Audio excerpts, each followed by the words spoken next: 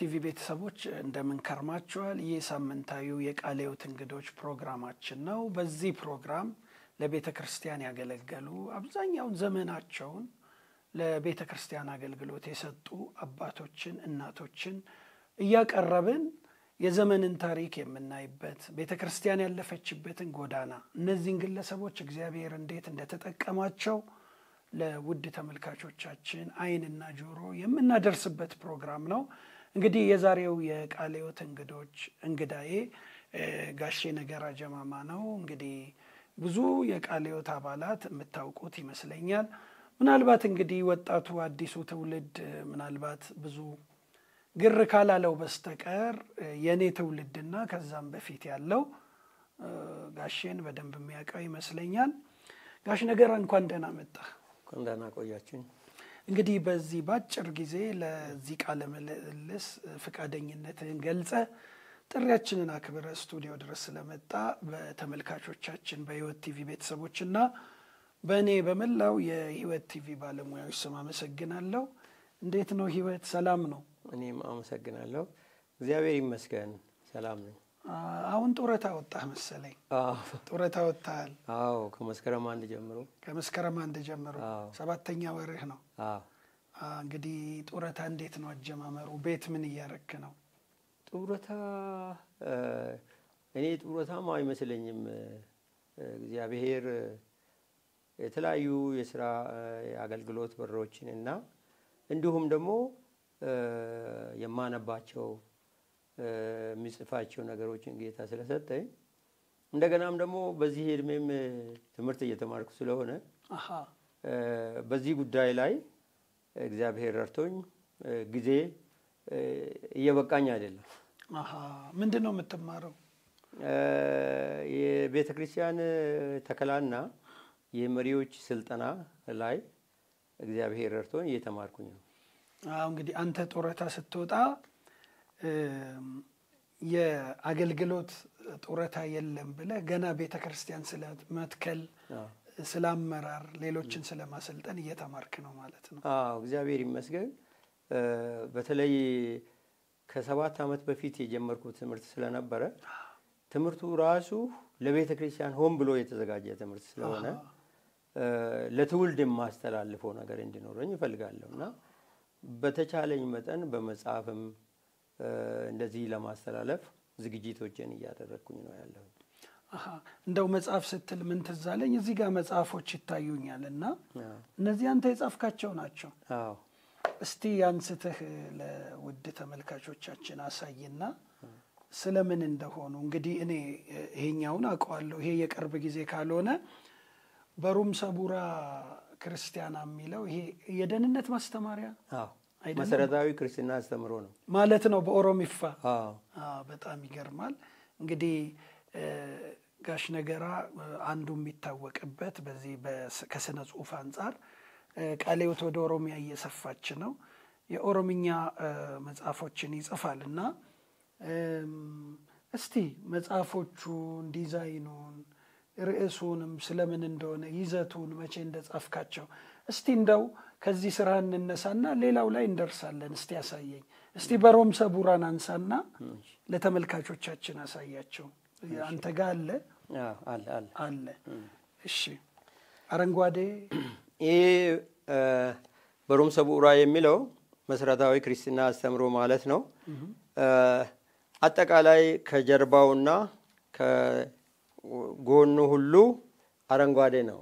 ይሄ አረንጓዴ ሲታይ ሁሉ ጊዜ በአገራችን እህል ሲበቅል ሲለመልም አረንጓዴ ሲሆን ሁሉ ጊዜ ሰው ገበሬው ተስፋ እንዳለ እንደገና ደግሞ ከተሜውም ያንን ተስፋ አይቶ ዘንድሮስ እግዚአብሔር ይመስገን የሚልበት ነው። ስለዚህ እንደዚህ ሁሉ ለሰው ሁሉ እግዚአብሔር ተስፋ ሰጥቷል። ይሄ የዘላለም ሕይወት ተስፋ ነው የሰው ሁሉ የተፈጠረ ሁሉ። ነገር ግን በምርጫው ምክንያት ሰው ከዚህ ሊጎል ይችላል እንጂ እግዚአብሔር ለሁሉም ምርጫ እኩል ሰጥቶታል። ይሄንን ምርጫ ግን በተለይ ይሄ በኦሮምኛ በአፋን ኦሮሞ የተዘጋጀ ስለሆነ የኦሮሞ ሕዝብ ሁሉ ጊዜ በዚህ በአረንጓዴ በልምላሜ እግዚአብሔርን የሚያመሰግን ነው። ከዛ ምንድነው እግዚአብሔርን የሚያመሰግንበት እጁን ወደ ሰማይ ዘርግቶ ዋቀ ጉራቻይ ነው የሚለው ኦሮሞ ይሄ ሰማያዊ እግዚአብሔር ነው የሚለው የኦሮሞ ህዝብ ምንድነው እግዚአብሔር መኖሩን ያምናል ዘላለማዊ መሆኑን ያምናል እንደገና ደግሞ ከሞት በኋላ ፍርድ እንደሚጠብቅ ያምናል ኃጢአት በደል እነዚህ ነገሮች እንዳሉ መደረግ እንደሌለባቸው የሚያምን ነው ነገር ግን አንድ ነገር ጎሎታል እሱም ኢየሱስ ክርስቶስን የእግዚአብሔር ልጅን በትክክለኛ መንገድ ብዙዎች አያውቁትም ያንን ለማመልከት ነው ይሄ ሁሉ ተስፋ አለው ነው ይሄ በጣም ጠቆር ያለው ሰማያዊ የኦሮሞ ህዝብ ሰማያዊ እግዚአብሔር ብሎ ነው የሚያምነውና አባ ሰማይ ነው የሚለው አባ ዋቀባ ሰማይ ብሎ ነው የሚናገረውና ጥልቅ የሆነ እምነቱን ያሳያል እዚህ ጋር ግን አሁን ይሄ ጥልቅ የሆነ እምነቱ ወደዚህ እንዲመጣ ያስፈልጋል ወደዚህ ሲመጣ ሲመሰከርለት እንደዚህ እየመካ ይመጣል ኢየሱስ ክርስቶስን ሲያምን ግን ወልደ ያለው ህይወት አለው ይሄን ሙሉ ህይወት ሲያገኝ እንዲህ ንጹህ ይሆናል ብርሃን ይሆናል የጽድቅ ህይወት መኖር የሚችለው ያኔ ነው ጀነተ ገሌ የሚባለው መንግስተ ሰማያት ገባ የሚባለው ሰው በቃ ንጹህ ሲሆን ነው ብሎ ነው ኦሮሞ የሚያምነው ስለዚህ ኢየሱስ ክርስቶስን ሲያምን ወደ መንግስተ ሰማያት መግባት እንደሚቻል የሚያሳይ ነው ስለዚህ ዲዛይን ላይ ብዙ መልእክት መጽሐፉን የሽፋን ገጹ ዲዛይን ላይ ጨርሰዋል እኮ እንደዛ አንድ ዶክተር አሜሪካዊ ዶክተር ይሄንን ሳሳያቸው ይሄንን ነው ያሉኝ መጽሐፉን ውስጡ ምንድነው ያስቀመጥከው እዚሁ ውጪ አልቋል ብሎ ፎቶግራፉንም አንስተው ይዞ ያለውን ይዘቱን ውስጥ ያለውንም ይዘቱን በእንግሊዘኛ ተርጉሜላቸው ይዞ ነው የሄዱትና ወደ እንግሊዘኛ እንዳውም እንዲተረጎም ይፈልጋለሁ ብሎኛል ስለዚህ ይሄን መጽሐፍ ደግሞ ምንድነው ውጪው ካልጋበዘ ውስጡ መግባት ያስቸግራል ማለት ነው ስለዚህ ውጪው ማሳመር ያስፈልጋልና ዲዛይኑን እንደዚህ አድርጌ የሰራሁኝ እኔው ራሴ ነኝ በውስጡ ደግሞ ምንድነው ደህንነት አዳዲስ ክርስቲያኖች መማር ያለባቸው የደህንነት ትምህርት አለው ቀጥሎ ደቀ መዝሙርነት አለው ቀጥሎ ደግሞ የአገልግሎት ነው ስለዚህ ከደህንነት እስከ አገልግሎት ይሄ ማለት ምን ማለት ነው የዳነ ሰው ደቀ መዝሙር መሆን አለበት ድኛለሁ ብሎ መቀመጥ የለበትም ደቀ መዝሙር የሆነ ደግሞ ማገልገል አለበት የአገልግሎት ዋጋ የሚያስከፍለውን ማወቅ አለበት እንደገና ደግሞ በረከቱንም ማየት አለበት እዚህ መጽሐፍ ውስጥ የሚገኙ እነዚህ ናቸው ፈይፈምና ማለት ድነት ነው ዱካቡማ ደቀ መዝሙርነት መሆን ነው ተጃጅላ ማለት አገልግሎት ነው ስለዚህ እንዳለ ሁሉም ነገር እዚህ ላይ ተቀምጧል አዎ ይሄን መጽሐፍ እንድጽፍ ያደረገኝ ዋናው ነገር ወለጋ ለቤተክርስቲያን ጉብኝት ሄጄ ነበርና እዛ የነበረው ወንጌላዊ ተስፋ ቆርጫለሁ ብሎ አለኝ ምንድነው ብዬ ሲጠይቀው እዛ ሰው ሁሉ የሚጠቀመው በአፋን ኦሮሞ ነው እኛ ደግሞ የምናስተምረው በአማርኛ ከተጻፈው ላይ ነው ስለዚህ ሲመሰክር እናንተ ተው ራእይ የላችሁም ለኦሮሞ ህዝብ የሚል ሰምቻለሁ ብሎ ሲለኝ ምንድነው ምክንያቱ ብዬ ሲጠይቅ ራእይ ቢኖራችሁ በአፋን ኦሮሞ መጽሐፍ ይኖራችኋል ብሎኛል አለ ከዛ ተመልሼ ነው ይሄንን መጽሐፍ መጀመሪያ የመጽሐፍ ሳይሆን ብዙ መጽሐፍትን ተርጉም ያለው ወደ ኦሮምኛ ወደ 30 የሚሆኑ መጽሐፍትን ከዛም በላይ የሚሆኑ ተርጉም ያለው ከዛ ተነስቼ መጽሐፍ ለመተርጎም ከአንድ ሰው ቀድሞ የጻፈ ጥሩ መጽሐፍ ነበርና ጠየቅኩት ስጠይቀው ያ ሰው መጽሐፉን ተርጉሜ ከተረጎምኩ በኋላ እንደገና ሳትሜ 45% ትከፍለኛለህ ከሽያጩ ማግኘት ያለብኝ ይሄ ነው ብሎ ስለኝ አይ ይሄንማ ከሆነ እኔ ለምን አልጽፍም ብዬ ወደ ጽሁፍ የገባውበት እና በዚህ መልክ ደግሞ ድነትን በመማሪያ ማግኘት አለበት እንደገና ደቀ መዝሙርነትን እንደገና አገልግሎትን ያቀፈ መጽሐፍ አለብኝ ብዬ በዚህ ነው ወደዚህ የገባሁኝ። በጣም ጥሩ። እንግዲህ ይሄ መጽሐፍ አሁን ብዙ ኮፒ አለ። ይሄ መጽሐፍ መጀመሪያ ሲታተም 20 ሺህ ኮፒ ነው ያሳተምኩኝ። እሺ። እና መጽሐፉ የኔ አይደለም፣ የቃለ ሕይወት ነው። ለቃለ ሕይወት ነው ያስረከበው። የተሰጠ ነው። አዎ ለቃለ ሕይወት የተሰጠ ነው። ምክንያቱም ቃለ ሕይወት ለኔ ቤተክርስቲያን ብቻ አይደለም፣ እናትም አባትም ነች። አዎ። ከሁለተኛ ደረጃ ትምህርት ቤት ጀምሮ ቃለ ሕይወት ከኔ የተለየችበት ጊዜ የለም። አዎ። ከወሊሶ ጀምሮ እስከ ዩኒቨርሲቲ ድረስ ከዛም ደግሞ ስራ ቦታም በሄድኩበት ቃለ ሕይወት ከኔ ጋር ስላለ የመጀመሪያው መጽሐፍ ለቃለ ሕይወት ነው ያበረከትኩኝ። ትልቅ ነገር ነው። እንግዲህ በኩራትም ነች እቺ። በኩራት ነች። አዎ የመጽሐፍ በኩራት ኦሮሚያ ውስጥ በጣም ጥቅም ላይ እየዋለች ያለች ነች።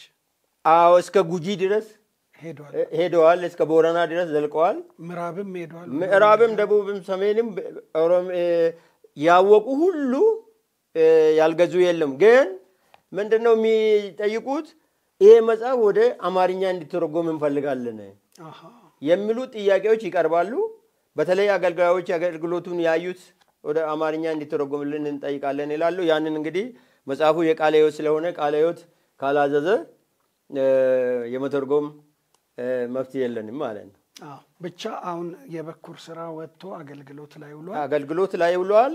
በተለይ ወለጋ ላይ በጣም የሚገርመው ያኔ መጽሐፍ ከመጽሐፉ በፊት 5 ተከላ ብቻ ነበረን የነበረ ነቀምት፣ ፍንጫ፣ እንደገና ሻማኖ ወደ ግንቢ ሆማ የሚባል አለ። ከዛ ቀጥሎ ወደ ክራሙ። እነዚህ ብቻ ነበሩን። ይሄ መጽሐፍ ከተጻፈ በኋላ ግን ቤተክርስቲያናት በየአካባቢው ህብረቶች ሆኖ 4 ህብረቶች አሉ። 5ኛው የተዘጋጀ ነው ያለው። ይሄን መጽሐፍ ይጠቀሙታል። በጣም ጥሩ። እንግዲህ ይሄንን መጽሐፍ በድጋሚ ለማሳተም ግለሰቦች ልትሆኑ ትችላላችሁ። ቤተክርስቲያናት ጋሽ ነገራ ጽፎ በስፋት በመላገሪቱ በተለይ በኦሮሚያ ውስጥ አገልግሎት ላይ ውሎ መባዛት ይቀርዋል። ብዙ ኮፒዎች ያስፈልጋሉ። በዚህ አጋጣሚ እኔ መልእክት አለኝ። የኢትዮጵያ ቃለ ሕይወት ቤተክርስቲያን ለኦሮሚያ ህዝብ ትልቅ ራዕይ ያላት ወደፊትም ብዙ መጽሐፎችን ጽፋ ማቅረብ ትፈልጋለች። በዚህ በደቀ መዝሙር አድራጊነት ክፍል በኩልም ድጋፍ እየተደረገ ስራዎች እየተሰሩ እንዳሉ ነው። ልባችሁ አይውደቅ። ቤተክርስቲያኒቱ ልብ አላት፣ ሁሉንም በአራቱ አቅጣጫ የማገልገልና ይሄንን ነው ልንል የምንችለው። ወደፊት ደግሞ በተሻለ ደረጃ ተጨማሪ መጽሐፍትም እንደሚደርሱ አስባለሁ። ሁለተኛ ደግሞ እዚህ ይታየኛል እንግዲህ ቲክሴ አመናማ ነው የሚለው። ቲክሴ አመናማ ነው። ይሄም ዲዛይኑ ከታች አንድ በግ አለች፣ ከላይ አንድ ምስል አለ፣ ከዛ ነው ርዕሱ የሚመጣው። እስቲ ይሄ ደግሞ ምንድን ነው? ይሄ ቲክሴ አመናማ የሚለው እንዲሁ መጽሐፍ ቅዱስን ቁጭ ብዬ ትርፍ ጊዜ በማነብበት ጊዜ አንድ ጥቅስ በጣም ልቤን ነካኝ። እሱም አንደኛ ቆሮንቶስ ምዕራፍ 4 ቁጥር 2 ላይ ያለው ነው። እሱም ምንድነው የሚለው? በክርስቶስ አገልጋዮች ዘንድ ታማኝነት ይጠበቃል ይላል። ከዛ ተነስቶ ስለ መጋቢነት በአደራ ተሰጥቶናል ይላልና ያንን ስመለከት ይሄ ታማኝነት ከሌለ በየትኛውም ስፍራ ብንቀመጥ ዋጋ የለውም። ይፈለጋል ከተባለ ይፈለጋል። በቃ ይሄ ተፈላጊ የሆነ ነገር በቤተ ክርስቲያን መጀመር አለበት። ቲክሴ ደግሞ የሚለው በታሪካችንም ስታይ እኔ በተወለድኩበት እኔ ገጠር ተወልጄ ገጠር ያደኩኝ ስለሆንኩኝ እረኛ ምን እንደሚሰራ አውቃለሁ። ሰው ሲናገር አሁን ለምሳሌ ይሄ እረኛ ነው ብሎ ሰውን ሲንቅ በጣም እኔ ይሰማኛል። ምክንያቱም ለምን መሰላችሁ? እረኛ ትልቅ ስፍራ ነው ያለው። ጌታችንም ኢየሱስ ክርስቶስ የቤተክርስቲያን እረኛ ነው። እንደገና እግዚአብሔር አብም እረኛ ነው። ምክንያቱም ዳዊት መዝሙረኛው እግዚአብሔር እረኛዬ ነው የሚያሳጣኝም የለም፣ በለመለመ መስክ ይመራኛል፣ በዕረፍት ውኃ ዘንድ ያሳድረኛል እያለ የሚናገረው ምንድነው? እሱ ስለ ስሙ በጽድቅ መንገድ መራኝ የሚለው እረኛ መሆኑን ያሳያል እግዚአብሔር። ስለዚህ እግዚአብሔር የሚመራ ከሆነ እንደገና የሚጠብቅ ከሆነ የሚመግብ ከሆነ እግዚአብሔር እረኛ ነው። ስለዚህ እረኞች የእግዚአብሔር ምሳሌ ናቸው ማለት ነው። ትክሴ አመናማ ማለት አሁን ታማኝ እረኛ ወይም የታመነ እረኛ። አዎ ስለዚህ ይሄንን ስናይ ምንድነው እረኞች ገጠር ውስጥ ስናይ ሶስት አይነት እረኞች አሉ። አንደኛው ተቀጥሮ ዋጋ ተከፍሎት የሚጠብቅ ነው፣ ሙያተኛ ነው። ሁለተኛው ደግሞ የአባቱን ወይም እንደጌ ሊወርስ ያለውን የሚጠብቅ ነው፣ ልጆች ናቸው። እኛም ሁላችንም እንደዛ አድገናል። ከዛ በኋላ ደግሞ ሌላኛው ራሱ የንብረቱ ባለቤት ይጠብቃል። ካልሆነ ደግሞ ተራ ገብቶ ነው የሚጠብቁት። ነገር ግን ሁሉ ጊዜ ከጧት እስከ ማታ ከብቶቹ ቤት እስኪገቡ ድረስ ከከብቱ አይለይም እረኛ። ይሄ በጣም ትልቅ መልእክት አለው። እዚህ ውስጥም ይሄንን ነገር ጠግሻለሁ። ግን ምንድነው እዚህ ላይ የምናየው እቺ በግ ረግረግ ውስጥ ወድቃለች። እዛ ረግረግ ነው የምታየው። ረግረግ ውስጥ ብቻ አይደለም፣ ሐረጎች ደግሞ ተጠምጥሞባታል። ሐረግ ዙሪያው ላይ አለ። ስለዚህ ይሄ እረኛ ከርቀት ሆኖ ተመልክቷታል። ስለዚህ እጁን ዘርግቶ እየሮጠ ነው ያለው። እሷን ለማውጣት ነው እየሮጠ ያለው። ታማኝ እረኛ ሁሉ ጊዜ ከብቶችን በሚጠብቅበት ጊዜ መርፌ ይኖረዋል። መርፌ ወይም መርፌ ቁልፍ ይኖረዋል። ከብቱ ሳር የማይበላ ከሆነ ውሃ የማይጠጣ ከሆነ ከሱ ጋር ያሉትን ጓደኞችን ለምኖ አደራጅቶ መጥቶ ከብቱን ምላሱን አውጥቶ ያያል።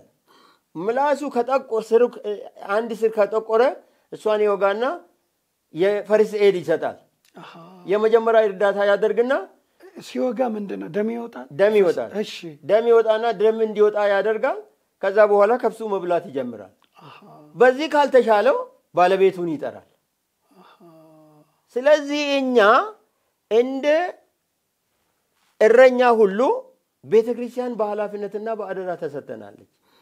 እግዚአብሔር ይህንን ኃላፊነት ለኛ ስለሰጠ ለጌታችን እስክናስረክብ ድረስ ሁሉ ጊዜ በተጠንቀቅ ትልቁንም ትንሹንም ደካማውንም ብርቱንም የመጠበቅ እረኝነትን ይሄ መጽሐፍ ያስተምራል። በጣም ይገርማል። እንግዲህ መቼ ነው የታተመው? ይሄ አሁን በ16 ነው 2016 አዎ ገና ቅርብ ጊዜ ነው። አሁን በመስከረም ነው በነሐሴ ነው የታተመው። ሌሎች ያልታተሙ መጽሐፍት አሉ። አንድ አራት መጽሐፍት አሉ። ኦሮሚፋ ናቸው። ሶስቱ ኦሮሚፋ ናቸው። አንዱ እንግሊዝኛ ነው። እሺ፣ ኦሮሚፋዎቹ ስለምን ናቸው? ሁለቱ ከዚህ የቀጠሉ ናቸው። ትክሴ አመነማ ናቸው። እሺ፣ ትክሴ አመነማ ይሄ ትክሴ አመነማ አንድ ነው። ከዚህ ቀጥሎ ትክሴ አመነማ ሁለት ገና ይወጣል። ታማኝ እረኛ 1፣ ታማኝ እረኛ 2፣ ታማኝ እረኛ 3 ይወጣል። ሰፍቷል ማለት ነው። በጣም አተያዩን አስፍተን የጻፍከው በጣም ሰፍቶ ስለሰፋ ነው የከፈልኩኝ። 3 ቦታ የከፈልኩ። ጥሩ ግን አሁን እንግዲህ እዚህ ጋር እግረ መንገድ እንደው ከጋሼ ታሪክ ስንነሳ እንደው መጽሐፎች ፍለፊታችን ስላየን ከዛን የተነሳ ነው። ምናልባት የኦሮሚያ ቸርቾች አቅም ያላችሁ ይሄንን ነገር አሳትመን እንጠቀማለን የምትሉ እሱን ኮንታክት ልታገኙት ትችላላችሁ። በዚህ አጋጣሚ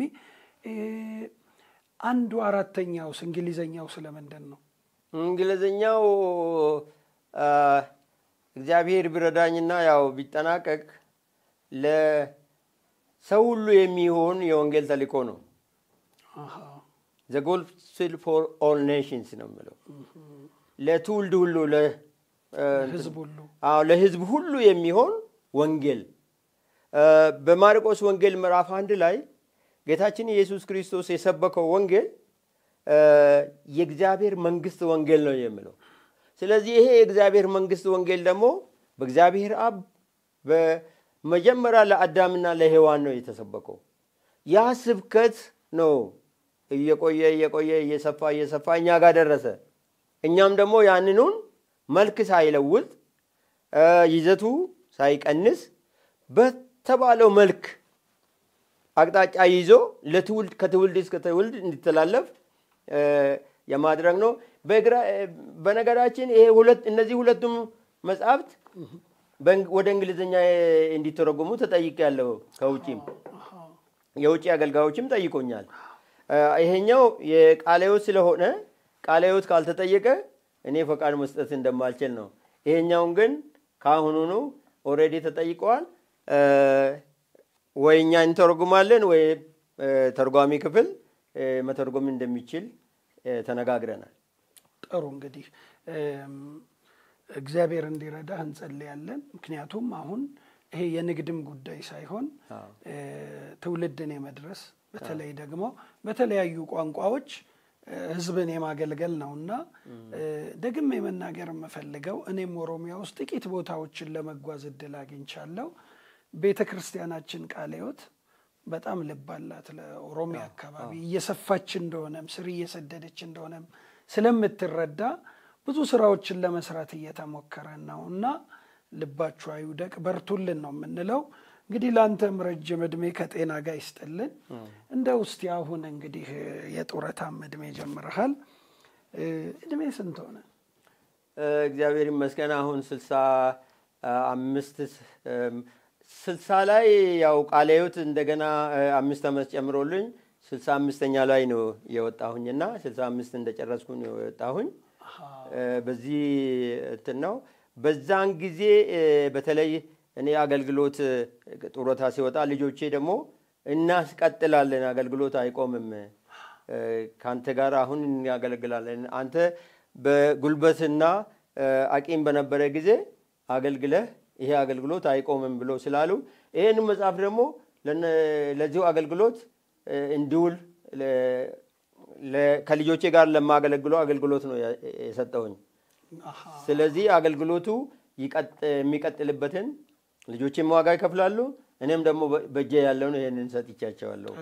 ስለዚህ በቤተሰብ ደረጃ እንግዲህ የወንጌልን አገልግሎት ለማስቀጠል ከልጆች ጋር እየሰራህ ነው ማለት ነው። አዎ እዚህ ቃልም የገቡት እዚሁ መጥቶ በዚሁ በቃለ ሕይወት አዳራሽ ውስጥ ነው ፕሮግራም ተዘጋጅቶ እኛ አባታችንና እናታችን ያገለገሉትን አገልግሎት እነሱ አቆሙ ወይም ደከሙ ብለን አናቆምም፣ ትውልድ እንዲቀጥል በስፋት እንጀምራለን ብለው ስድስቱም ልጆቼ ቃል ገብተዋል። 6 ልጆች አሉ። 6 ልጆች አሉ። ስንት ወንድ ስንት ሴት? 4 ወንድና 2 ሴት። የመጀመሪያ ልጅ ስንት ዓመት? የመጀመሪያ ልጄ 41 ዓመቱ ነው። 41 ዓመቱ። ስንቶቹ አግብተዋል? 4ቱ አግብተዋል። ስንት ልጅ አየህ? 8። አይ አንተም እንደው ለምትጠየቀው ወዲያው ነው እንግዲህ ዝግጁ ነህ። አስተማሪ ነበርክ አይደል ጋሼ? አስተማሪ ነበርኩ። አዎ እንግዲህ አስተማሪ ሐሳቡንም አደራጅቶ ለመናገር ብዙ አይቸገርም። በዛ ደግሞ መጣ አስተማሪ ነህ፣ ጸሐፊ ነህ፣ ተርጓሚ ነህ። ደግሞ በኋላ እንመጣበታለን። ለቃለ ሕይወት በጣም ብዙ ጉዳይ አስፈጻሚም ሆነ ሰርተሃል። በቤተ ክርስቲያን ተከላ ዙሪያም ትልልቅ ስራዎች ሰርተሃል። እግዚአብሔር ይባርክህ። እንግዲህ ክርስቲያን ህልፈቱም ክብር ነው ወደ ጌታ አድራሻ ስላለውና ባለቤት መቼ ነው ያረፈችው? ባለቤቴ ባለፈ አመት የካቲት ላይ ነው ያረፈችው። እና ወደ ጌታ ሄዳለች። እሷ ወደ ጌታ ሄዳለች፣ ቀድማለች።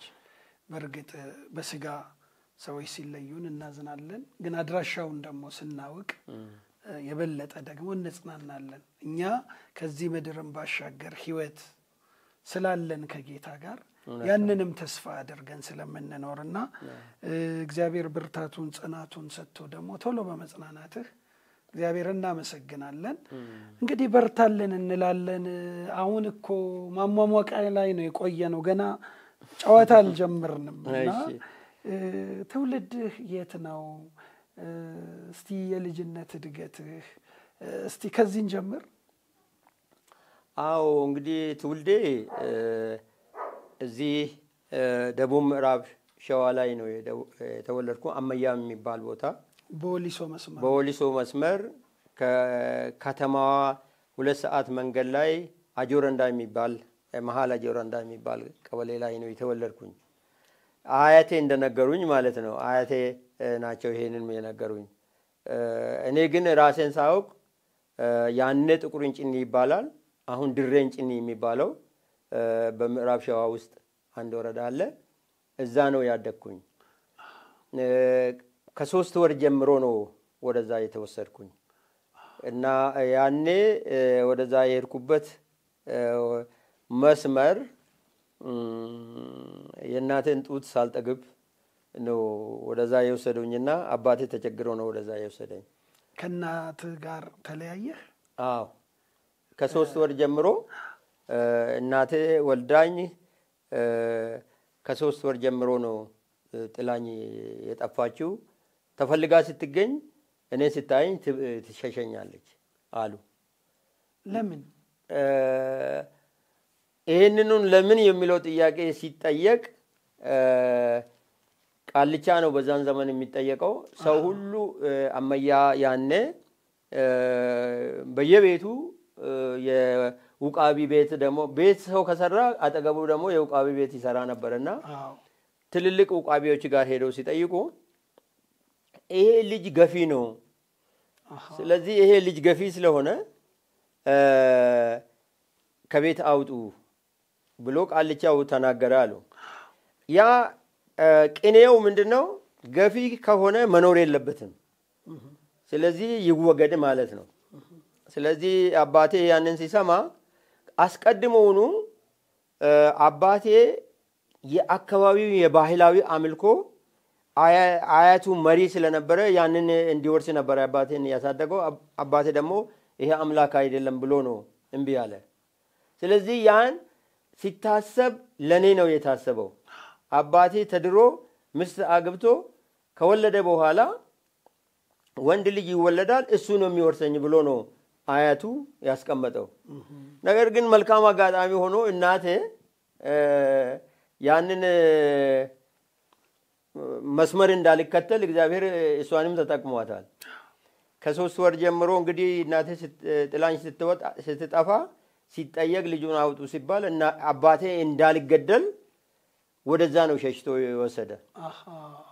ከዛ እዛ ስገባ አያቴ እጅ ወደቅኩ የእናቴ እናት ጋር። እሳቸው ደግሞ ሌላ ወንድ ልጅ የላቸውም፣ እናቴ ነው ያላቸው። እናቴ ደግሞ እኔ ሁለተኛ ልጅ ነኝ። ስለዚህ አሁን በዚህ ምክንያት እዛ አደኩኝ አያቴ ጋር። አያቴ ደግሞ ያው ጡታቸውን ደረቅ ጡት አጥብቶ ነው ያሳደጉኝና ከዛ ያ ብቻ አይደለም አያቴ ትምህርት ቤት ነው ያስገቡኝ እድሜ ሲደርስ። ግን እንደው ያንተ ታላቅ እንግዲህ አንድ ነበር ማለት ነው? የኔ ታላቅ ለአባቴ አይደለም፣ አባቴም እናቴም አግብቶ ከተፋቱ በኋላ ነው የተጋቡት። ስለዚህ ከነሱ ነው የተወለድኩ። ያኛው አሁንም እዛ አባቱ ቤት አለ በህይወት አለ ታላቅ። ግን ለአባቴ ቤት እኔ ታላቅ ነኝ። ገባኝ። ስለዚህ ያንን የመውረስ እድል ነበረኝ። ስለዚህ ይሄንን እንዳልወርስ ደግሞ እግዚአብሔር አስቀድሞኑ ስላየ ያኛውም ደግሞ ባለውቃቢውም አይቶታል፣ ገፊ ነው አለ። ስለዚህ ከዛ ስወጣ ትምህርት ቤት ገባው። ትምህርት ቤት ሲገባ 3ኛ ክፍል ላይ 2 ነገር አጋጠመኝ። አንደኛ የትምህርት ቤታችን ዳይሬክተር የነበሩት ጋሽ ታበጀ ደለሳ የሚባሉ ዳይሬክተር ነበሩ። እሳቸው በትምህርት ቤት በተነሳው ወንጀል ተማሪዎች በፈጸሙት ወንጀል ተከሰሱ። ነው እንግዲህ አሁን ከትውልድ ካመያ ወጣ ጥቁር እንጭኒ አንደኛ ደረጃ ትምህርት ቤት እየተማርኩ ያለው አሁን ድሬ እንጭኒ በሚባለው ገባኝ። እዛ እሳቸው ተከሰው ሲወጡ አንድ ቃል ተናገሩ። ኢትዮጵያ እጆቿን ወደ እግዚአብሔር ትዘረጋለች ይላል የእግዚአብሔር ቃል። እናንተም እጃችሁን ወደ እግዚአብሔር ዘርጋታችሁ ለኔ ለምኑልኝ፣ ከዚህ ወንጀል እግዚአብሔር ነፃ እንዲያወጣኝ ብሎ አሉ። እኛም በአፋን ኦሮሞ ያህዋ ብለን እጆቻችን ወደ እግዚአብሔር ዘርግተን ጸለይን። ሰውየው ሳምንትም ሳይቆዩ ተፈቱና መጡ። እሳቸው ለትምህርት ቤቱ ተማሪ በሙሉ ነው ጸልዩልኝ። አዎ እንትን ላይ ፊት ለፊት ቆሙ። አዎ ሰንደቅ ዓላማ ላይ። ከዛ እሳቸው ደግሞ ሁሉ ጊዜ ኦርቶዶክስ ቤተክርስቲያን ሚካኤል አለ እንጭኒ ሚካኤል ስለሚሄዱ እኔ ያንን አይቼ እሳቸው ደቀ መዝሙር ሆንኩ። በኋላ ያንን እንትን ስናደርግ ሁሉ ጊዜ ደግሞ አባታችን ሆይ ይባላል በኃይለ ሥላሴ ጊዜ ተማሪ ከሰንደቅ ዓላማ እንትን በኋላ መዝሙር በኋላ በአባታችን ነው የሚዘጋው ትምህርት ቤት ውስጥ። ስለዚህ ያንን እንላለን። በቃ እሱን በቃል ሸመደን አባታችን ሆይ በቃ። አሁን ከርዕሰ መምህሩ ጋር አንተ የምትሄደው ሚካኤል ነው? ሚካኤል እንሄዳለን። ሲወጡ ሚካኤል ረዳኝ አላሉ። ምንም አላሉ። አልሰማሁም። አይ ጸሎታችሁም ተሰማ አላሉ። ምንም አላሉም። ለኔ ግን ያቺ ቃል ከኔ ጋር ተጣብቃ ቀረች። በኋላ ይሄንን አሁን ከዛ ጊዜ ጀምሮ አካሄዴ ሁሉ ከሚካኤል ጋር ነው ሁሉ ነገሬ። ሚካኤልን በቃ በደረሰበት ሁሉ በዓሎቹ ሲከበሩ ሁሉ እሄዳለሁ። 7ኛ ክፍል ከገባኝ በኋላ ወደ 7 ካለፍኩ በኋላ ጉደር እዛ ከዛ መተን ጉደር በዓሉን ለማክበር ወደ እንጭኒ መጣን። እንጭኒ ስንመጣ በማለዳ ነበርና ሰው ቤት ገብተን የሚያውቁን ሰዎች ቤት ስንገባ ግብዣ አቀረቡልን። ዳቦ መጣ፣ ጠላው መጣ። እሱን ስንጠጣ ሚካኤል ወጥቶ ገባ። ከዛ ማታ ላይ አመመኝ እና ያ ህመም 2 ሳምንት በላይ ቆየብኝ። በመጨረሻ ሐኪም ቤትም ጓደኞቼ ሲወስዱኝ ምንም አልሆነም ብሎ ነው የመለሱት። እኔ ግን ታምሜያለሁ፣ ትምህርት አቋርጫለሁ 2 ሳምንት። ግን የመጨረሻው ሌሊት አንድ ቃል መጣ። ያም ኢትዮጵያ እጆቿን ወደ እግዚአብሔር ትዘረጋለች የሚለው። እሱን ስሰማ ታዲያ ኢትዮጵያ እጆቿን ወደ እግዚአብሔር ዘርግታ ምን አገኘች? የረጅም ዘመን ነፃነት፣ ሰላም እና ብልጽግና የሚል ሰማሁ። ከእንትኔ ላይ ወረርኩኝና እጆቼን ዘርግቼ እኔም እግዚአብሔር ሆይ ከዚህ ሰዓት ጀምሮ ልጅ አድርገኝ፣ ከዚህ በሽታ ፈውሰኝ ብዬ እጆቼን ዘርግቼ እግዚአብሔርን ለመንኩ። ምን መደብ ላይ ነው ያን የሚተኛው? ምን ላይ ነው? ቁርብ አጎዛም አይደለም። እኔ የደጋ ልጅ ስለሆንኩ ቅርካሃ ይዤ ሄድኩኝና እዛ ለራሴ አልጋ ሰራሁ። በቅርካሃ አልጋ ሰራሁና እዛ ላይ ነው የምተኛው። ስለዚህ ከዛ ወርጄ መሬት ላይ ተንበርክኬ እጆቼን ወደ ላይ አንስቼ ጸለይኩኝ። አንደኛ ጸሎት ልጁ እንዲያደርገኝና እንዲፈውሰኝ ነው። ሁለተኛው አባትና እናት ሆኖ አስተምሮኝ ጓደኞቼ የደረሱበት ቦታ ሳልደርስ እንዳልቀር እግዚአብሔር እንዲያስተምረኝ ነው። ሶስተኛው ከጥጋብ የተነሳ እንዳረሳ፣ ከችግርም የተነሳ እንዳላማር፣ በዘመኔ ሁሉ የሚያስፈልገኝን በጊዜ ስጠኝ የሰለሞን ጸሎት ብዬ ነው የጸለይኩኝና ይሄን ከጸለይኩኝ በኋላ ከእንቅልፍ ነቃሁኝና ከእንቅልፍ ሲነቃ ግን መሬት ላይ ነኝ። በእንቅልፍ ውስጥ ሆኜ ነው። ከዛ እንዴ ይሄ በሽታ ባሰብኝ እንዴ ብዬ ሳስብ ያ ድምጽ መጣ። ድምጹን በትክክል ሰማው። ከዛ በኋላ እንደገና የመጀመሪያ ያልኩትንም ተመልሼ ተኛው። ማብራትም አልነበረም፣ ጨለማ ነበር። በዛ አይነት ሁኔታ ከተኛኝ በኋላ ጠዋት ስነቃ በሽታው የለም። ፊቴን ታጥቤ ቁርሴን በልቼ ትምህርት ቤት ገባሁ። ከዛ በኋላ ምንም አልታመምኩ። እግዚአብሔር እንደዛ አድርጎ ፈወሰኝ። ግን ጌታን መቀበል ክርስቶስን መረዳት የሚለው ነገር በዛውስ ነበረ? እንዴት ነው ወደ ጌታ የመጣው? በዚሁ ሰበብ ነው ወይስ እንዴት ወደ አምልኮ ገባህ? ማለት አሁን አንተ እንግዲህ ሚካኤል ቤተክርስቲያን ነው ስትከታተል የነበረው። ከዛ ወዲስ የነበረው የህይወት ለውጥ እስቲ። ከዛም በኋላ ለረጅም ጊዜ መሄድን አልተውኩም። ምንድነው እንጭኔ ሲሄድ ኦርቶዶክስ ቤተክርስቲያን እሄዳለሁ። ጉደር ሲሆን ጠዋት ማለዳ ሄጄ ተሳልሜ ነው የሚመለሰው ኦርቶዶክስ። አዎ ከዛ ግን መንገድ ላይ ሲሄድ አይኔን ጨፍኜ የሚጸልይበት ጊዜ ነበር። ምንም ሳላውቅ ውስጤ ተለወጠ። መጠጥ የሚባለው ነገር ሁሉ ቀረ። ከዛ በኋላ አረቄም ምንም ነገር አረቄ በተለይ ከዛ በኋላ አልጠጣውም። ወሊሶ ከመጣኝ በኋላ ጠላ ይጠጣ ነበርና አንድ ጊዜ አንድ የኔ ዘመድ እሳቸው ጋር 4 አመት የኖርኩኝ እሳቸው ደግሞ ጠጅ አጠጡኝ። አመመኝ። ከጠጣሁኝ ያስመልሰኛል። ስለዚህ በዛ አይነት ሁኔታ አላውቅም። ምንም መጽሐፍ ቅዱስ አላውቅም። የመጀመሪያው ጥቅስ እንግዲህ ይሄ ነው። ሁለተኛ ጥቅስ ደግሞ እዛ ዘመዴ ቤት ስገባ አንድ ጥቅስ አገኘው ግድግዳ ላይ ተለጥፎ። እሱም አስቀድማችሁ የእግዚአብሔር ጽድቅና መንግስቱን ፈልጉ ይህም ሁሉ ይጨመርላችኋል የሚል በጨርቅ ላይ ተጽፎ አገኘው። ጨርቅ ላይ ተጠልፎ ስለዚህ ያንን አገኘው። በዛው ሁለተኛ ጥቅስ እሱ ነው። በቃ እነዚህን ሁለቱም ብቻ በቃል እያልኩ መጸለይ ነው። በዚህ ነው እስከ በ64 ዓመተ ምህረት ነበር ያኔ ያመንኩኝ።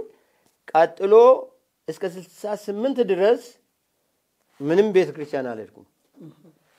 በ68 ዓመተ ምህረት ወሊሶ ሃይ ስኩል ሲዘጋ አያቴ ጋር ተመለስኩኝ። አያቴን በስራ ሊረዳ ምክንያቱም በጋ ላይ ረብሻ ነበረ። በዛ ምክንያት ስገባ አንድ ጓደኛዬ ከነበረበት የባለቤቱ ህመም የተነሳ ቤተክርስቲያን እንደሄደ ነገረኝ። ብርሃነ ክርስቶስ ናኖ እዛው ጥቁር እንጭኔ ላይ አላውቅም ነበር። በኋላ እዛ ቤተክርስቲያን እንሄዳለን። አብረን ሄድን። ብርሃነ ክርስቶስ ይባላል። እና ያኔ መጥሙቃን ነበረ።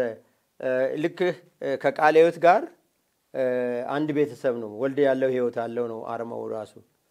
በኋላ እዛ ሲኬድ ከዚህ በፊት ያላመናችሁ ብትኖሩ ተብሎ ሲጠየቅ እኔም እጄን አወጣው። ያንኑን ቀድሜ እንዳልኩኝ ተመልሶ ተጸለየልኝ። በዛው ወደ ወሊሶ ሲሄድ ደግሞ ወሊሶ ከእነዛ ዘመዶቼ ጋር በነበርኩ ጊዜ ላይብረሪ የመሄድ እድል አልነበረኝም፣ ብዙ ስራ ስለነበራቸው። ስለዚህ አሁን ከላይብረሪ አጥንቼ ሲወጣ አንድ እዛ እንጭን ትምህርት ቤት የማውቀው ሰው ነበር። እሱ በጋሪ ከፍሉሃ ታጥቦ ሲመለስ ወደ ኦቢ አየሁኝና የአካባቢ ልጅ ነው ብዬ ከኋላ የሮጥኩ በድሮ ስሙ ይጠራዋለሁ። ያኔ ኦላና ነበር የሚባለው። እኔ ኦላና እያልኩኝ ከኋላ እጠራለሁ። ለካ እሱ ስሙን ቀይሯል፣ በላይ ነው የሚባለው። ከዛ እንደዛ ስል የአካባቢ ልጅ ነው በቃ ኦላና የሚለኝ ብሎ ቆሞ ጠበቀኝ። ከዛ ና ብሎኝ ጋሪ ላይ አስቀመጠኝና ይዞኝ ወደ ኦቢ ገባ። ኦቢ ግቢ አብረን ቁርስ ማነው ምሳ ከበላን በኋላ እኛ እሁድ እዚህ ነው የምናመልከው፣ አንተም ናና እዚህ ታመልካለህ አለኝ። ምንድናት ቤተክርስቲያኗ? ኦቢ ቃለ ሕይወት። ኦቢ ቃለ ሕይወት እነ ጋሽ ተግሌ ወልደ ጊዮርጊስ የነበሩበት ቤተክርስቲያን እዛ ቤተክርስቲያን በቃ በዚህ ነው ቃለ ሕይወት ገባሁ። ኦላና እንግዲህ የኋለኛው በላይ ወደ ቃለ ሕይወት መርቶ አመጣ። እሱ ከሱ ጋር ያኔ አሁን ስንት አመት ይሆናል? ስንተኛ ክፍል ትሆናለህ? ያን ጊዜ 10ኛ ክፍል። 10ኛ ክፍል ከ10ኛ ወደ 11ኛ እንዳለፍኩ። እስቲ እንግዲህ በንጉሱ ዘመን ትንሽ እንደው ጥቂት የምታስታውሰው ነገር ይኖራልና ትምህርት ቤት የነበረው የግብረ ገብነት ነበር። አሁን አባታችን ሆይ ብለሃል። የግብረ ገብነቱ ትምህርት ይሄ ሃይማኖታዊ ይዘቱ ከቀለም ትምህርት ጋር የተሰናሰለው ሃይማኖታዊ አስተምሮ ምን ይመስላል እስቲ? ያኔ የነበረው በጣም የሚገርመው ነገር እግዚአብሔር ለደህንነት ከጠራ ሰው ወደ እግዚአብሔር ልቡን የሚመልስበት ብዙ ነገሮች ነበር። እግዚአብሔርን የሚፈራበት ታሪክና ምሳሌ የሚል መጽሐፍ ነበር። ታሪክና ምሳሌ 3ኛ ክፍል 4ኛ ክፍል ላይ ታሪክና ምሳሌ ነው የሚማሩና ነው። ሶስተኛ ክፍል ታሪክና ምሳሌ ነው። አራተኛ ክፍል ሌላ መጽሐፍ ነውና በዛ ላይ ሲጀምር ታሪክና ምሳሌ የሳቸው የንጉሱ ጃኒ ሆይ የቤተሰባቸው ፎቶግራፍ ይኖራል። የቴጌይቱና የሳቸው ከዛ ስለሳቸው መግቢያ ላይ ይጻፋል። ከዛ ቀጥሎ ታሪክና ምሳሌ ከመጽሐፍ ቅዱስ የተውጣጡ ታሪኮች ናቸው። ታሪክ እንደገና ምሳሌ ደግሞ ከመጽሐፍ ምሳሌ ነው። ለምሳሌ አንዱ ከማስታውሰው በጣም በዛን ሰዓት ፊቴን ወደ እግዚአብሔር እንዳዞር ካደረጉኝ አንዱ የጌዲዮን መጽሐፍ ማነው ታሪክ አለ። ዛሬ ጌዲዮን እንዴት የአባቱን ጣዖት እንዳጠፋ በእንጨት ስር የሚደረግ አምልኮ የአምልኮ ዛፍ እንዳጠፋ ከዛ ተመረረ ሲገባ የማምለኪያ ጸዶችን እነዛን እንደቆራረጠ እንዳጠፋቸው ያንን ተምሬ ገብቼ እኔም ይሄ ሁሉ ጣዖት ነው ብዬ ለአያቴ ተናገርኩ። በቃ አያቴን መሆኑ ሌሎቹ ሰዎች ይሄ ልጅ በቃ ብሎ በጣም እኔ በዛን ሰዓት የሚቀሰፍ ይመስላቸው ነበር። በኋላ የሚደረጉትን የአምልኮት ነገሮችን በሙሉ ምግቡንም መጠጡንም ተውኩ። ተቃዋሚ ሆንኩኝ። እኔ ብቻ በቃ ጓደኞቼ ሁሉ ይሸሹኝ ነበር። ወላጆችም ደግሞ ከኔ ጋር እንዳይሆኑ ጓደኞቼን ይከለክሉ ነበር። ምክንያቱም ቃልቻው በጣም ኃይለኛ ተብሎ ይፈራ ስለነበረ እዚህ ከአዲስ አበባ ሄዶ እዛ ለሱ በየአመቱ የሚገብሩ አሉ። እንደገና ከአጋሮም አካባቢ ኢቭን አጋሮ ከሄድኩኝ በኋላ የሚመጡ ሰዎች ያጋጥሞኛል። ስለዚህ ያንን እኔ ብቻ ነበርኩ ተቃዋሚ። ስለዚህ እሱ እንደሚገለኝ በቃ ነበር የሚታሰበውና አንዳንዱ ሲያኝ ውይ ይሄ ጥሩ ልጅ ነው እንዴ እነዚህ ብሎ ነው በቃ እንትን የሚለው ያዝኑልኛል። በኋላ ግን እግዚአብሔር መንገዱ ስለነበረ ቀድሞውኑ ገፊ ተብያለሁ። እግዚአብሔር የጣዖት አምልኮን የሚገፋ መንፈስ በኔ ውስጥ አስቀምጦ ስለነበረ በአካባቢው እንግዲህ የመጀመሪያ አማኝ ሆንኩ። አሁን የንጉሱ ዘመን ታሪክና ምሳሌ የሚባላል። ታሪክ ከመጽሐፍ ቅዱስ ምሳሌ ከመጽሐፍ ምሳሌ እሱም ተጽዕኖ አድርጓል በጣም በተለይ የጌዲዮን ታሪክ እንደገና የአብርሃም ታሪክ ደግሞ አራተኛ ክፍል ላይ ስለ አብርሃም ነው። አብርሃም እግዚአብሔርን አመነ የእግዚአብሔር ወዳጅ ሆነ ይላል። ስለዚህ እኔም እግዚአብሔርን አምኛለሁ የእግዚአብሔር ወዳጅ ነኝ ብዬ ነው ቀጠልኩኝ። ከዛ ሰዎች አንዳንድ ነገር ይነግሩኛል። ማነው እኛ ጋር ገጠር አንድ ነገር ከጠየቁ ወይ ኃይለ ሥላሴ ይሙት ከተባለ ምንም ነገር የለም። አባቴ ይሙት እናቴ ትሙት ወይንም እንደዚህ ወይ በሆነ ስም ጠርቶ መማል አለ። ይሄ መሐላ ነው። እኔ ግን ይሄንን አላደርግም። ስለዚህ ምንም መጽሐፍ ቅዱስም አልተማርኩም። ግን እግዚአብሔር ወደዛ አቅጣጫዬን ስላቀና በእንዲህ አይነት ሁኔታ ነበር። ስለዚህ ተጽዕኖ ቀላል አይደለም። ሶስተኛ ክፍል ላይ እንደዛ አራተኛ ክፍልና እንደገና አምስተኛ ክፍል ስገባ ደግሞ ታላላቅ ሃይማኖቶችና የሃይማኖት መሪዎች የሚል መጽሐፍ ነበር። ይሄ ሁሉ በማስተማሪያነት በስርዓተ ትምህርት ውስጥ ገብቶ ነው። በትክክል አማርኛ ክፍለ ጊዜ ስድስተኛ ክፍል ስገባ ስለ ጌታ ኢየሱስ ክርስቶስ ነው ሙሉ በሙሉ የነበረው። ስለዚህ ስለ ኢየሱስ ክርስቶስ የተጻፈውን ሁሉ ህይወቴ በጣም ተጠማችሁ እና ማወቅ ፈለኩ። ግን ማንን እጠይቃለሁ? ማንም የሚመራኝ የለም ከዛች መጽሐፍ በስተቀር። ነገር ግን እግዚአብሔር በጊዜው ሰባተኛ ክፍል ሲገባ መጣ ራሱ በጊዜው። ይሄ ነው። እስቲ እንደው የመጀመሪያ መጽሐፍ ቅዱስ የኖረች መቼ ነው ታስታውሳለህ? እንደው መጽሐፍ ቅዱስ ያኔ ማግኘት በጣም ሩቅ ስለሆነ ዛሬ እንግዲህ ቃሉ በየቤታችን አለ፣ በቴሌቪዥን መስኮት ላይ አለ፣ በሬዲዮ አለ፣ በትራክቶች በብዙ የህትመት ውጤቶች አለ። በዚያ ብርቅ ዘመን መጽሐፍ ቅዱስን እንደው የመጀመሪያው መጽሐፍ ቅዱስ ያገኘሁኝ በ1978 ዓመተ ምህረት ኦቢ ቃለ ሕይወት ላይ 5 ብር ነው የገዛሁኝ። ይሄ ቀይ የተቀባ መጽሐፍ ነው። እሱን ነው የመጀመሪያው መጽሐፍ ቅዱስ ያገኘሁኝ። ገዝተህ ነው? ገዝቼ ነው።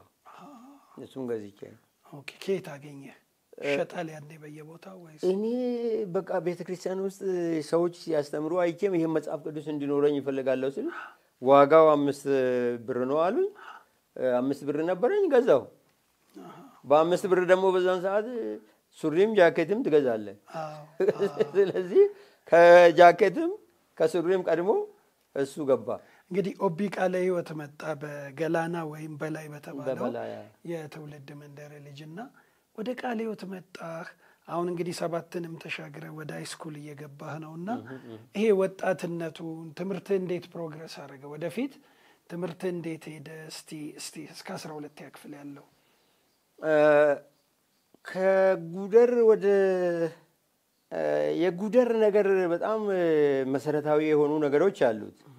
ጉደር ላይ የወንድማችን የዳዊት ተሬሳ አባትና አጎት እንዲሁም ሌሎች በሬ ይነግዱ ነበር እና በሬ ሲነግዱ እዛ ጉደር ያድራሉ።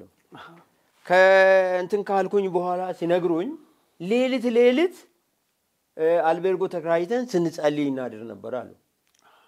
ስለዚህ የነሱ ጸሎት እግዚአብሔር ሰምቶ ወደዚህ እንዳመጣኝ ነው። ከዛ በኋላ ወደ ወልሶ መሄድ ነበረብኝ። ወላጆቼ ስለማያስተምሩኝ ስንቅ ችግር ነበረ በአምቦ በኩል ቢሆን እና ወልሶ የሄድኩኝ አያቴ ዘመድ ነበራቸው። 3 ቀን ተጉዞ ነው እዛ ድረስ የወሰዱኝ። ከዛ እዛ ስንደርስ አያቴ በስም ጠይቆ ስለነበረ ደርሰን እዛ ሰጡኝ። እዛ ሲደርስ ሰዎቹ እምነቱ የነሱ እምነት ያው ኦርቶዶክስ ስለሆኑ በኦርቶዶክስ ነው። መጽሐፍ ቅዱስም ቤታቸው የለም። ስለ መጽሐፍ ቅዱስ ስለ እምነቱን እንጂ ስሙን እንጂ እምነቱ የሚንጸባረቅበት ብዙ ነገር አልነበረም። ሆኖም ግን ጥሩ ሰዎች ናቸው፣ ዘመዶቼ ናቸው። ከ8ኛ ክፍል እስከ 10ኛ ክፍል ከነሱ ጋር ነበር የቆየሁኝ። ምን ትምህርት ቤት ነው? አሁን የአምቦ ዩኒቨርሲቲ ቅርንጫፍ የሆነው ደጃዝማች ገረሱ ዱኪ የሁለተኛ ደረጃ አጠቃላይ ሁለተኛ ደረጃ ትምህርት ቤት እዛ ነበር የገባሁኝ። እዛ በቆየሁበት እንግዲህ 4ቱን አመት እሳቸው ጠበቃ ስለሆኑ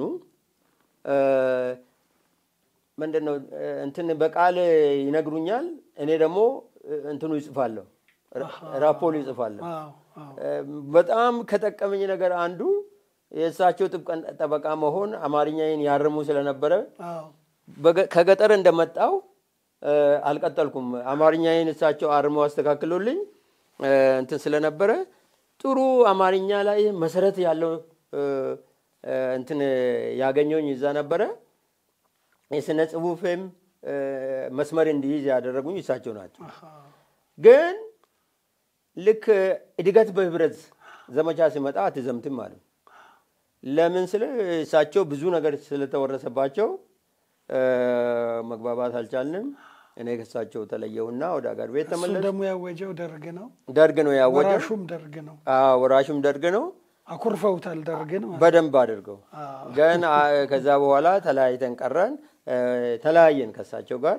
እኔ ትምህርቴን ግን እዛው ቀጠልኩ። እዛ ትምህርት ሲቀጥል ከ11ኛና 12ኛ ኦቢ ቃለ ሕይወት ግቢ ውስጥ ነው።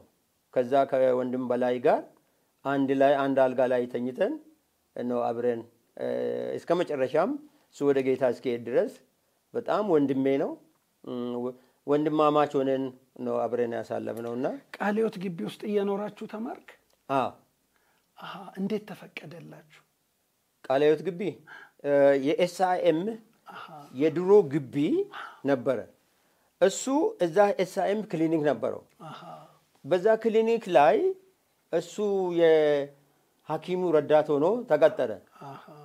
እሱ ማታ ይማራል፣ እኔ ቀን ይማራለሁ። ስለዚህ ተጠግቼ ከሱ ጋር ኖርኩ። መጨረሻ ላይ ያው ወንድም ሆኖ ቀረ። በዛ አይነት ሁኔታ ነው 11ኛ እና 12ኛ ተማርኩ። እዛ በመሆነ በጣም እድለኛ ነኝ።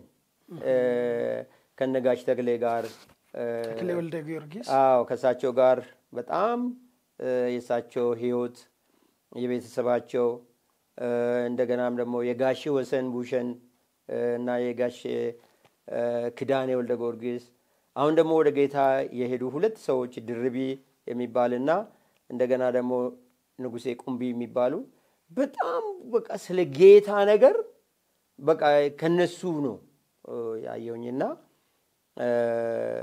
መቼም የነሱ ታሪክ ራሱ መጽሐፍ ይወጣል። ስለ ራሴ ታሪክ ሲጽፍ እነዚህን ሁሉ አካትቻለሁ የነሱን።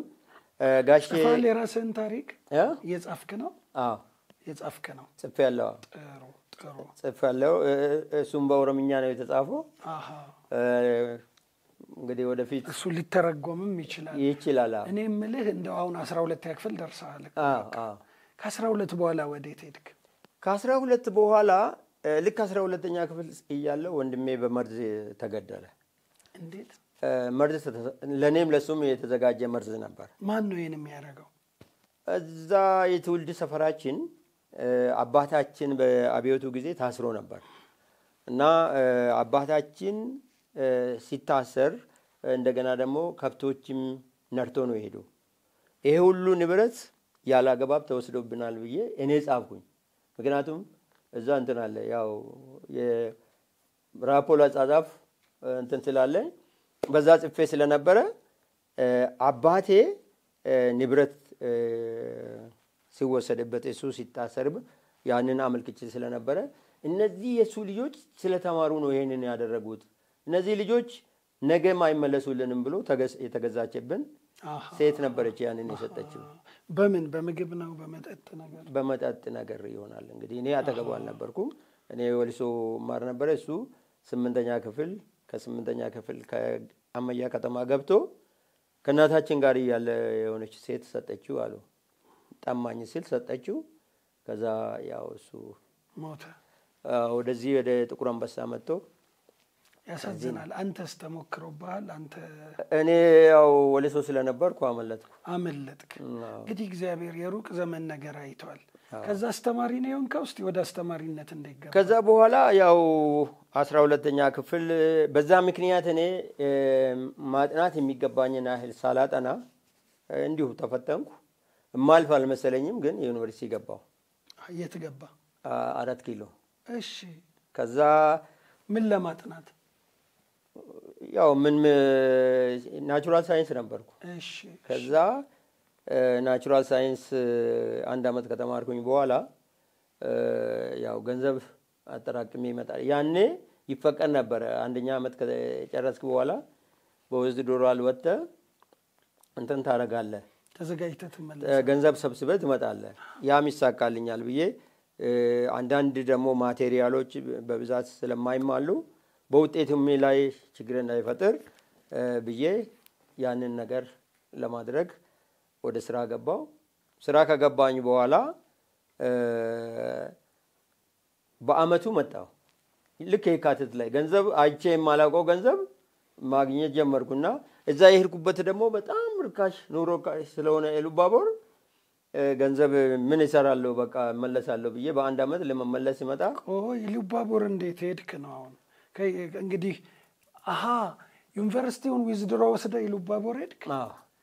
ምን ልትሰራ? አስተማሪ ሆኜ ለትምህርት ሚኒስቴር ስናመለክት እኔም ብቻ ሳልሆን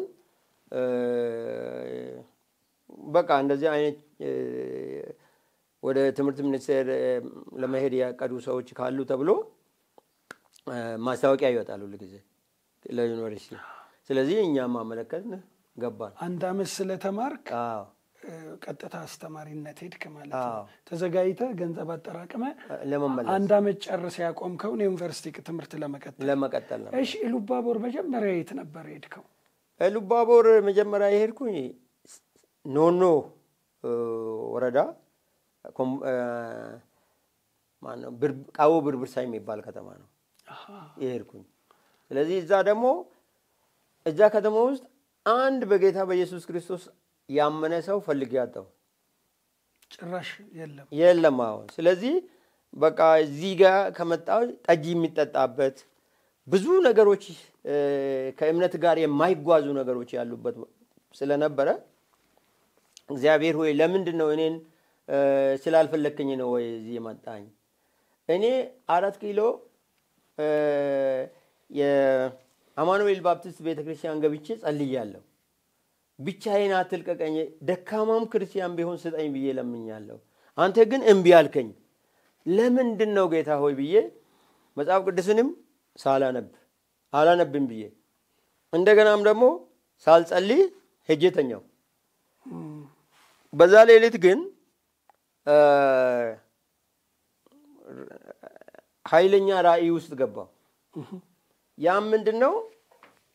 ይሄ አረንጓዴ በጣም ቆንጆ አረንጓዴ ነው ይሄ ባክግራውንድ ላይ ያለውና እሱን የሚመስል ግቢ ውስጥ ብቻዬን ነበርኩ እና መውጫ የለውም፣ ዙሪያው በሙሉ የታጠረ ነው።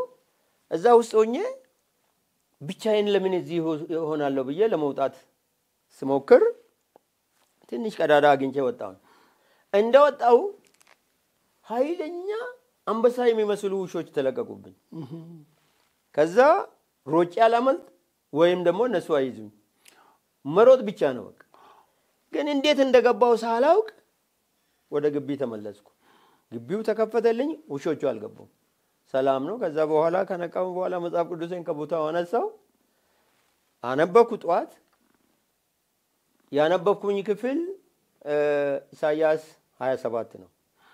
ከአንድ ጀምሮ ልክ ቁጥር 2 ላይ ሲመጣ በዚያን ጊዜ ለወይኑ ቦታ ተቀኙለት የሚለው ቦታ እኔ አጠጣዋለሁ፣ በቀንና በሌሊት እጠብቀዋለሁ፣ ማንም እንዳይጎዳ በቀንና በሌሊት እጠብቀዋለሁ የሚል ላይ ሲደርስ እጆቼን አንስተው በቃ እግዚአብሔር ቀንና ሌሊት የሚጠብቀኝ ከሆነ እኔ ምን እፈልጋለሁ? ስለዚህ ሰው ይቅር ጌታ ሆይ አንተ ትበቀኛለህ አልኩ። 4 ዓመት እዛ ቆየሁ። 2 ዓመት እዛ ቆየሁ። አንድ የትምህርት ቤት ዳይሬክተር አሳመንኩ። ከዛ ወጣሁ እና ደንቢ ሃይ ስኩል ገባሁ። ደንቢ?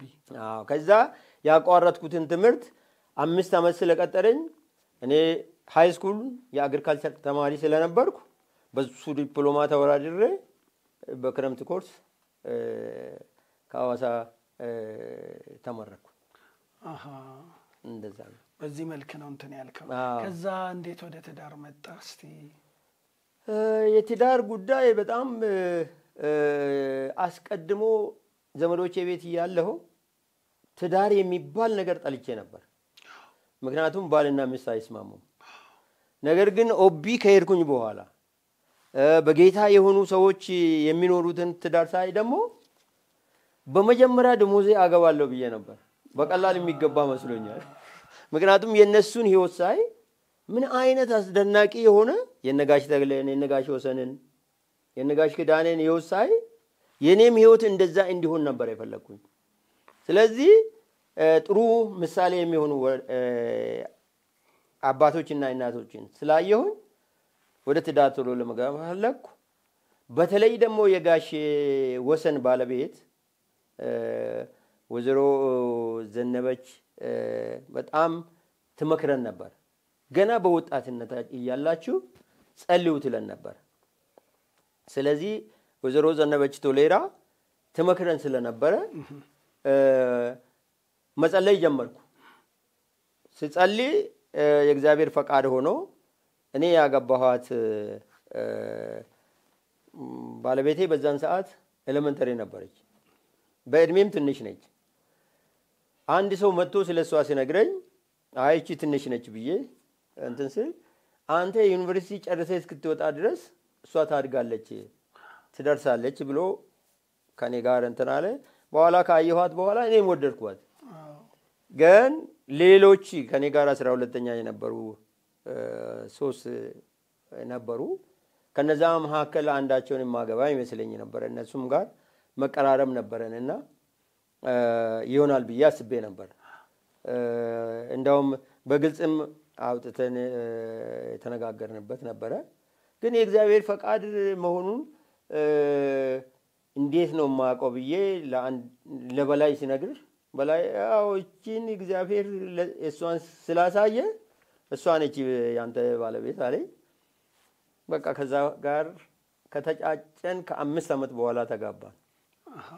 እንደው እንዴት ጠየቅካ? ታሪክ ነውና መቼም ዘመንንም ስለምናይ ብዙ ጊዜ አሁን እኔ እንደዚህ በዛን ጊዜ የነበሩ ሰዎችን ሳናግር ይሄኛው የፌስቡክ የቴሌግራም የዲጂታል ቴክኖሎጂ ትውልድ ነው።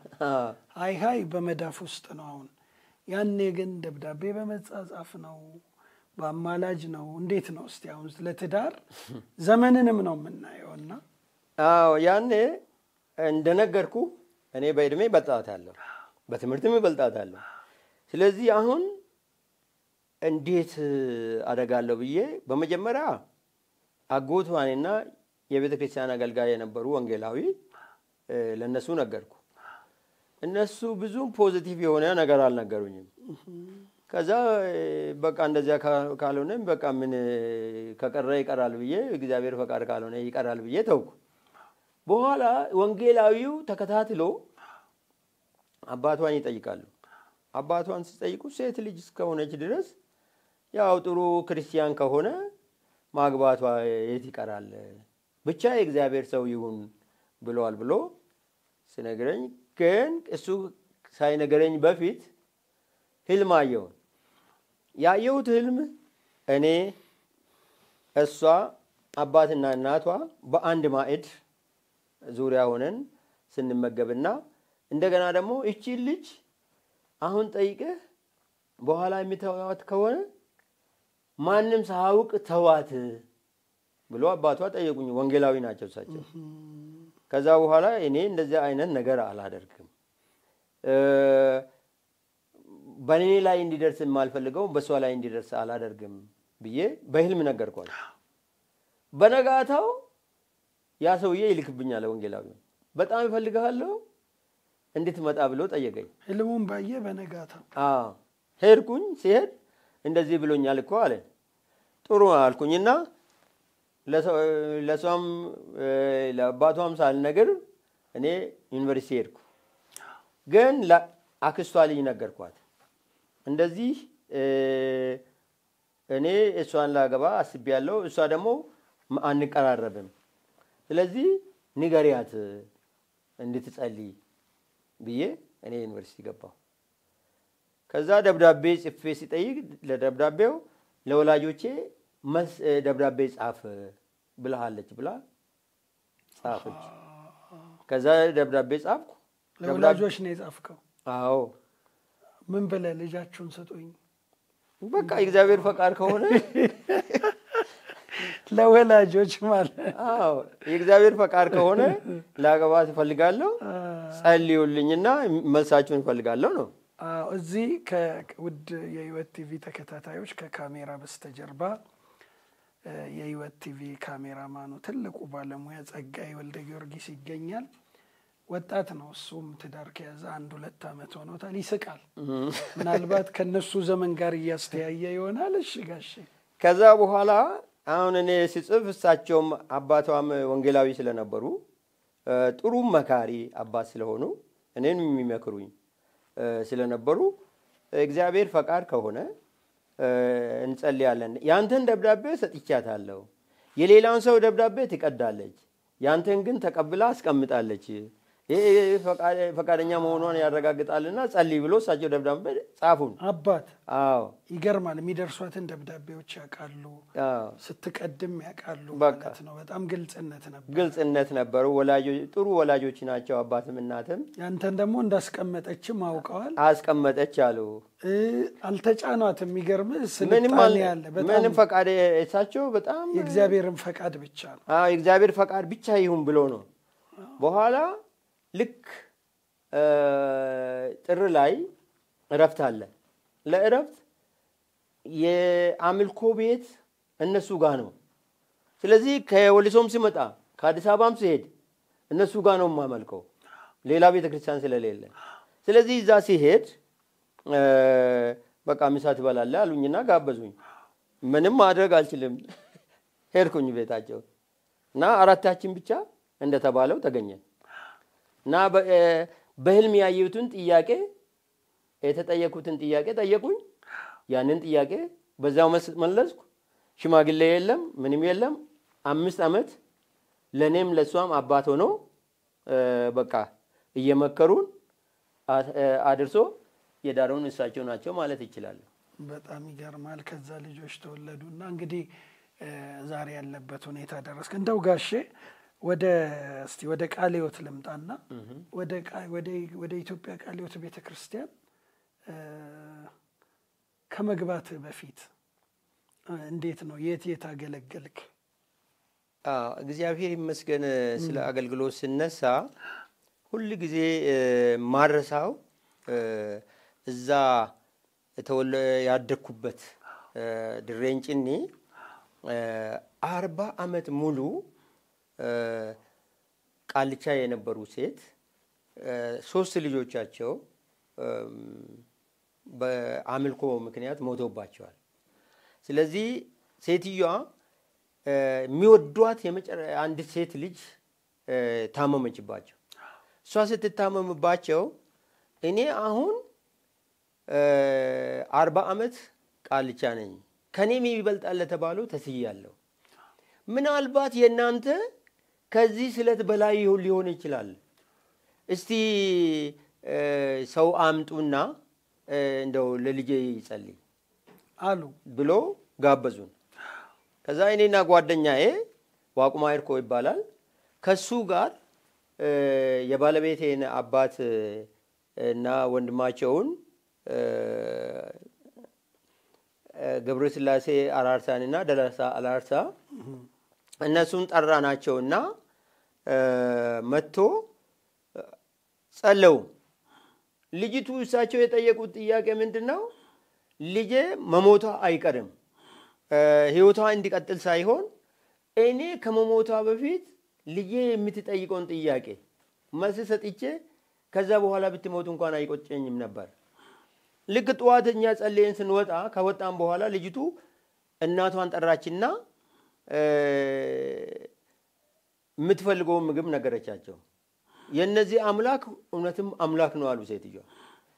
ከተወሰነ ጊዜ በኋላ ልጅቷ ሞተች። ግን ያ ቤተሰብ ያመልክበት የነበረውን የጣዖት አምልኮ ቤት ለኛ የመጀመሪያ ቤተክርስቲያን የተከልንበት እዛ ጋር የሚገርም ነው። እና ቤተክርስቲያኑን ተከል ያ ቤተሰብ በሙሉ ጌታን ተቀበለ፣ አመኑ። እንደገና ሌላም ቃልቻ መጣ። እኔ ቆሜ እየሰበኩ ያለው ያ ቃልቻ መጣና በእጁ ላይ እንትን ነበር፣ ቀለበት ነበር። ከዛ የብር ቀለበት ነበርና ይሄ ምንድነው ብዬ ጠየቅኩት። ካመነ በኋላ የአባቴ ውቃቢ ነው አለ። የአባቴ ውቃቢ እጅ ላይ ይቀራል አልኩኝና ወስጄ እንሰት ውስጥ ወረወርኩ። ከዛ እሱ አውልቆ ወርውሮልኛል ብሎ ሰውየው በደርግ ዘመን በስደት ዘመን ጸንቶ ከቆዩ ሰዎች መካከል አንዱ ያ ቃልቻ ነበር። የሚገርም ነው። እኛ ሴትዮ ደግሞ ልጆቻቸው አሁንም 2 ወንጌላዊ ሆነዋል። የሴትዮዋ ልጆች ሴትዮዋ ከ40 ዓመት በኋላ ጌታን ከተቀበሉ በኋላ ወጣት ሆኖ ተመልሶ ወደ ወጣትነት ተመልሶ ሩቅ ድረስ ሄዶ ኮንፈረንስ በተገኘበት ይመሰክሩ ነበር። እና በዚህ አይነት ሁኔታ የመጀመሪያው ቤተክርስቲያን አገልግሎት እዛ ቤት ነው የተጀመረው። በጣም ጥሩ። ከዛ እንግዲህ 2 ወረዳ ውስጥ ነበር የማገለግለው በዛ ሃይ ስኩል እያለሁ። በዛ በድሬንጭኒና በአመያ ወረዳ ጥቂት ሰዎች አሉ። እነዚህን ሰዎችን እየዞር አገለግላቸው ነበር በትርፍ ሰዓቴ።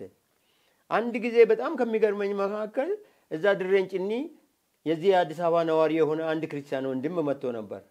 እኛ እዛ እንደምናመልክ ሰምቶ መጣና በሚቀጥለው ወር እኛ ጋር ትመጣላችሁ አለ። ምንድነው አካባቢው ላይ ይሄ ማህበር አለ አይደል? ወር ጠብቆ የሚገናኙ ሰዎች።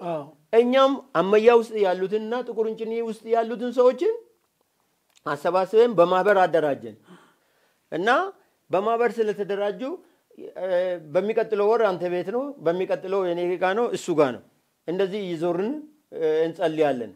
የትም ቦታ አይቀርም። በቃ ሰው እናድራለን፣ እንጸልያለን። በእንዲህ አይነት ሁኔታ ነው አገልግሎት የጀመርነው። እና እዛ ቤት ስንሄድ አንድ ሰውዬ ይቆፍሩ ነበርና ከሚቆፍሩበት እናንተ የት ትሄዳላችሁ ብሎ ጠየቀ። ሲጠይቅ እንደዚህ አይነት አንዱ ወንድማችን አለ ከአዲስ አበባ መጥቶ እኛን ጠይቆናል አለ። ረጅም ቦታ ተጉዘን ሄድንበት። ከዛ ይሄም ልጅ እንደናንተ ያምናል ወይ ብሎ ጠየቀ። አዎ እሱ ነው የሚያስተምረን ብሎ ሰውየው ሲናገሩ አባ ፎሊ ይባላሉ። አባ ፎሊ ሲናገሩ እኔም መጥቼ ያምናለሁ ብሎ ሰውየው መጥቶ አመነ። ሰውየው መጥቶ ሲያምን አባ ፎሊ ምን አሉ? አንተ ልጅ ይሄው ሰው አንተን ምንም ሳትናገር አንተን አይቶ ያመነ ነው። አንተ ይሄንን ትምህርት የምትለውን ነገር ተውና ወንጌላዊ ሁን አሉ። ስሉኝ አይ እኔ ትልቅ ትምህርት ተምሬ ትልቅ ስራ መስራት ነው የሚፈልገው አልኳቸው። ስላቸው ከወንጌል የሚበልጥ ትልቅ ነገር አለ እንዴ አሉ። እሳቸው ከቃልቻ ቤት ነው የወጡት። ከሞት አምልጠው ነው ዝቶባቸው የነበረው ነው የወንድማቸውን ውቃቢ ክደው ነው ወደ ጌታ የመጡትና ያንን ከኔ የበለጠ መረዳት አላቸው እሳቸው በዛን ዘመን። ስለዚህ እንደዚህ ሲሉኝ አይ ቢሆንም እኔ ትምህርትን ትልቅ ትምህርት ሳልማር ወደ አገልግሎት አልገባም አልኳቸው። ዞሮ ዞሮ ያው አላመለጥኩም። ስለዚህ በዚህ እዛ ነው የጀመርኩኝ።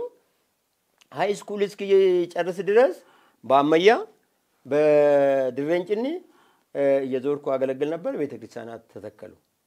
ከዛ ቀጥሎ ዩኒቨርሲቲ ከገባኝ በኋላ ከዩኒቨርሲቲ ወጥቼ ኢሉባቦር ሄድኩ። በሄድኩበት ዝግ በሆነ ምንም በቃ በር ቢገባም በሄድኩበት በብርብርሳ ትምህርት ቤት የትምህርት ቤቱ ዳይሬክተር እግዚአብሔር ሰጠኝ። ከዛ ወጣው ደንቢ ሃይ ስኩል ስመጣ ደንቢ ላይ እግዚአብሔር በር ከፈተ። አንድ ሰው አንተ አማኝ ብትሆኑ እዚህ ሀገር አትመጣም፣ ይሄ እቺ ከተማ ጽድቅን የማትቀበል ሶዶምና ገሞራ ነች ብሎ ስለኝ ወጥቼ አካባቢውን ሁሉ ሳይ ለምለም ነው ኢሉባቦር፣ በጣም ደስ የሚል ሰውም መልካም ነው። ያንን እንዴት እንደዚህ ይላል ብዬ እግዚአብሔር ፊት ቆሜ እግዚአብሔር ወይ ይሄንን ምድር ስጠኝ ብዬ ጸለይኩ።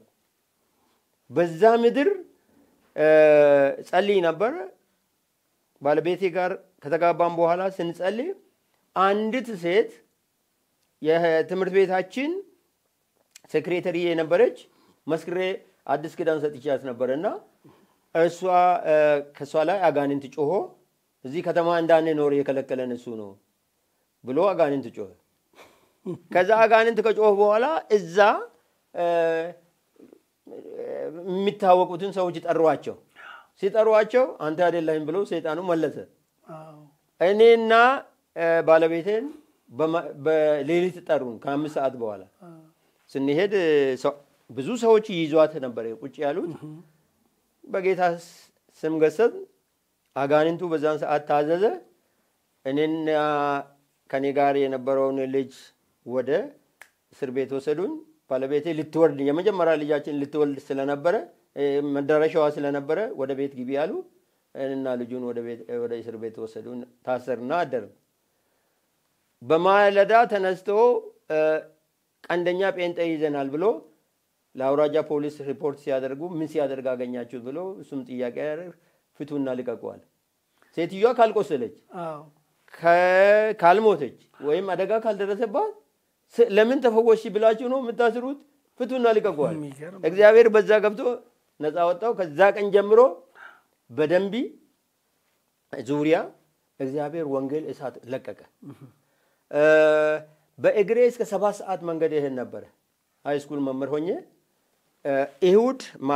እሁድና ቅዳሜ ለማገልገል አርብ ከሰዓት በኋላ እወጣለሁ። ሰኞ ከሰዓት በኋላ ፕሮግራም እንዲኖረኝ ፕሮግራም በሚወጣበት ጊዜ አርብ ከሰዓት በኋላና ሰኞ ከሰዓት በፊት እንዳይኖረኝ አድርጌ ነው ፕሮግራም ማውጣው። ፕሮግራም ደግሞ ማውጣ ነኝ። ስለዚህ በእንደዚህ አይነት ሁኔታ ወደ ጅማም ቢሄድ ወደ መቱም ቢሄድ በሄድኩበት ሁሉ እንደዚህ አድርጌ ያገለግል ነበርና በዛ አካባቢ ሁሉ እንግዲህ ወንጌል እግዚአብሔር በር ስለከፈተ የመነሻ ቦታ ያ ቦታ ነው። ያቺ ሴትዮዋ እዚህ ሀገር እንዳልኖር የከለከለን እሱ ነው ብሎ አጋንንት ከሷ ላይ የጮኸው መነሻ ሆነ። እግዚአብሔርን በር ከፈተ። አሁን በዚህ ሰዓት በደንቢ ከተማ እኔና ባለቤቴ ብቻ በነበርንበት በቤተ እምነት ደረጃ መካነ ኢየሱስ፣ ሙሉ ወንጌል፣ መሰረተ ክርስቶስ ተብሎ 7 ቤተ እምነት እንዳለ እንትን አለው። እዛ ከተማ ላይ ቤታችን የነበረው አገልግሎት ወጥቶ ቤት ሰርተን ነው ወደ አጋሮ ቃለ ሕይወት ቤተክርስቲያን ለሙሉ ጊዜ አገልግሎት ተጠርተን ነው። ኦኬ። ስለዚህ እዛ ቦታ እግዚአብሔር ትልቅ በረከት በተአምር እግዚአብሔር የሰራው ቦታ ነው። ሻህም ነው።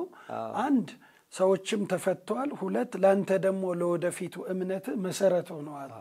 የበለጠ ስንቅ ሆነዋል ጌታን ታምነህ እንድትወጣና እስቲ ወደ ሄድ ኦፊስ እንዴት መጣ? ወደ ዋና ጽፈት ቤት ወደ ዋና ጽፈት ቤት የመጣሁኝ የመጀመሪያው አጋሮች ናቸው ለዛ በር የከፈቱልኝ እና አጋሮ ቃለ ሕይወት ቤተክርስቲያን በተለይ አቶ ታምራት ትርካሶ የሚባል ወንድም የህብረቱ መሪ ነው። ለዚህ ምክንያት ብዬ መናገር ይችላል። ምክንያቱም እሱ ቤተክርስቲያኒቱን ዙሪያው ላይ ትልቅ ተጽዕኖ መፍጠር ይፈልግ ነበር እና እኔ ደግሞ ደንቢ በነበርኩ ጊዜ እግዚአብሔር የሰራቸውን ተአምራቶችን ሁሉ ከቤቴ ጀምሮ ያደረጋቸው ዙሪያው ላይ ያደረገውን እግዚአብሔር ያውቅ ስለነበረ ቤተክርስቲያኒቱ ከምን ተነስታ የት እንደደረሰች ስላየ እዚህ ማጋሮ ላይ ይሄ መቀጠል አለበት ብሎ አለ። በኋላ ወደዛ ከመጣኝ በኋላ በጣም የሚያስደንቀው ነገር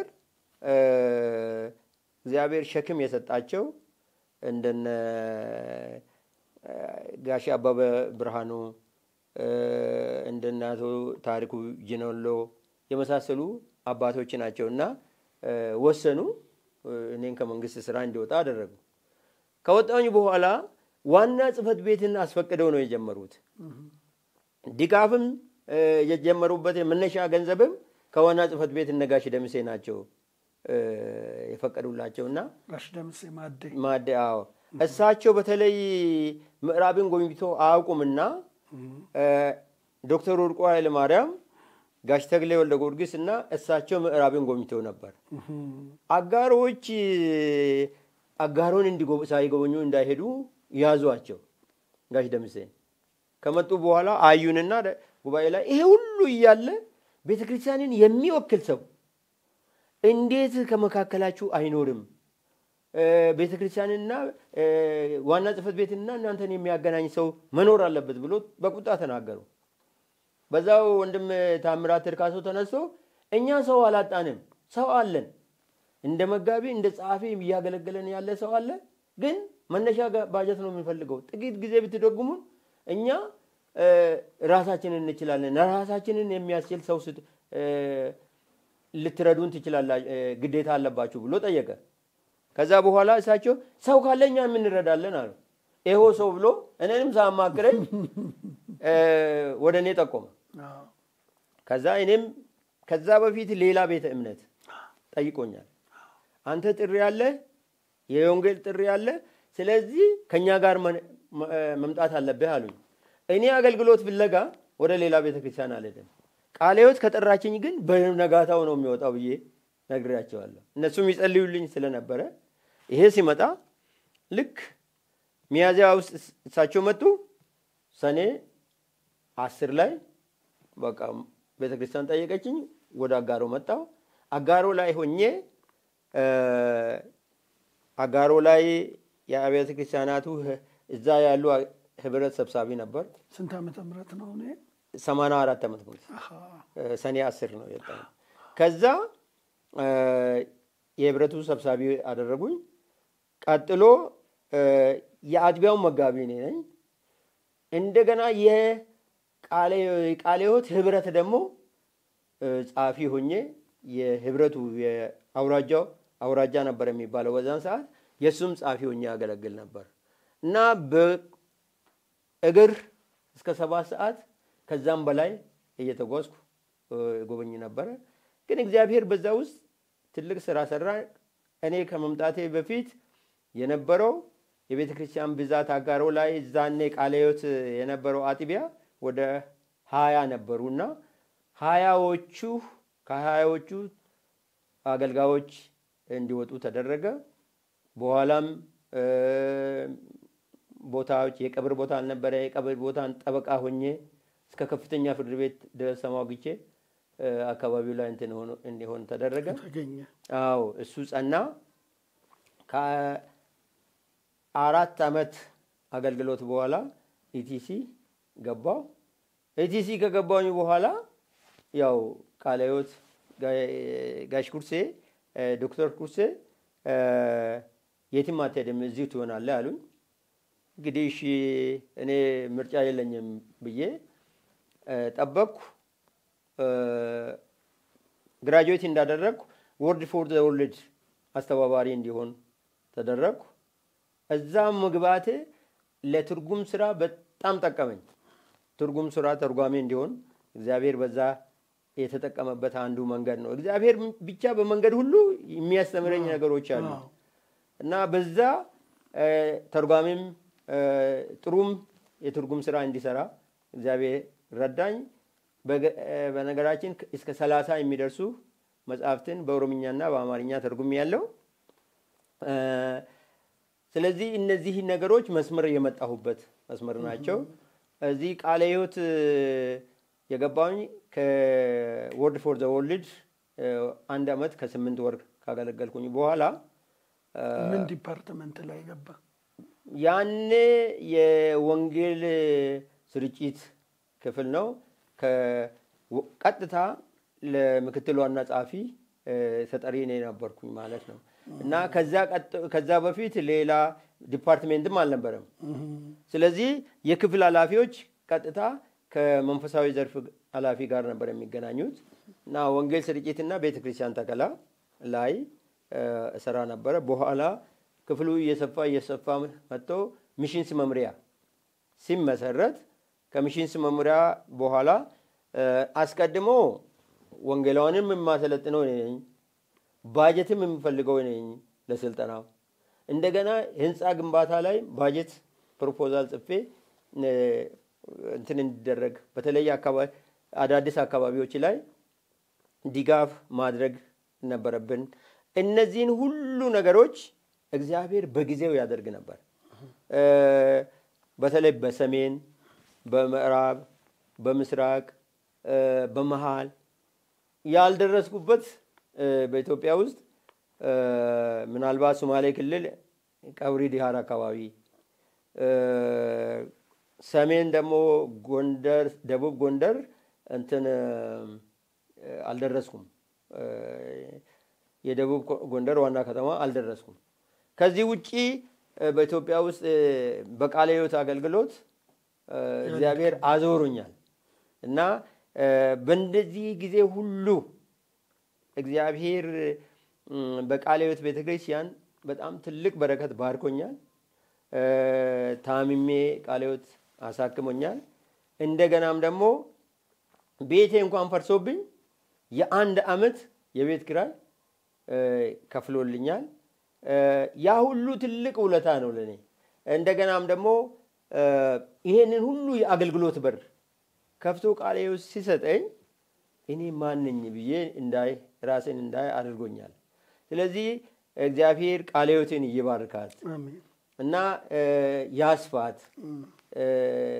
ሁሉ ጊዜ ይሄ ጸሎቴ ነው።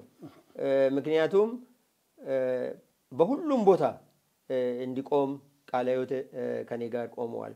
በመንግስት ጉዳይ፣ በህግ ጉዳይ እግዚአብሔር በቃለ ሕይወት በኩል በር ከፍቶልኛል። የጸረ ሙስናን ቃለ ሕይወትን ወክዬ ስራ አስፈጻሚ ውስጥ ገብቼ ሰርቻለሁ። ጽሁፍም አቅርቤያለሁ። አመታዊ ጉባኤ ላይ ጽሁፍም አቅርቤያለሁ። እንደገና ደግሞ የአዲስ አበባ ከተማ የቤተ እምነቶች የቦታ ችግርን በተመለከተም በዚህ ጉዳይም ላይ ቃለ ሕይወት ወክሉኝ 2 ዓመት ከሌሎች አብያተ ክርስቲያናት ሃይማኖት ተቋማት ጋር ሰርተናል። ብቻ ቃለ ሕይወት ያልከፈተልኝ በር የለም። እግዚአብሔር በቃለ ሕይወት በኩል ሆኖ እግዚአብሔርና ህዝቡን እንዳገለግል እግዚአብሔር ቃለ ሕይወትን የሰጠኝ ቤተክርስቲያኔ ነች። እግዚአብሔር ይመስገን። እንግዲህ አንዳንድ ቦታ ላይ ደግሞ ይሄ የይዞታ ጉዳይም ላይ በክትትል ቤተክርስቲያንን ወክሎ የተለያዩ እንትኖችንም በማድረግ ትልቅ አስተዋጽኦ አበርክተዋል። አዎ እግዚአብሔር ይመስገን። እንግዲህ በስሜም የተገዙ ቤተክርስቲያናት ነበሩ ለግል እንጂ በቤተ እምነት የማይሸጥባቸው ለምሳሌ ማይጮ፣ አዲግራት፣ አክሱም እነዚህ በኔ ስም የተገዙ ናቸው። ሌሎቹ ሁለቱ ወደ ቤተክርስቲያን ስም ሲዞሩ የአክሱም አሁንም በኔ ስም ነው ያለው። ስለዚህ ውክልና ሰጥቻለሁ እዛ ላለው ሰው። በተረፈ ስቲል በኔ ስም ነው ያለው።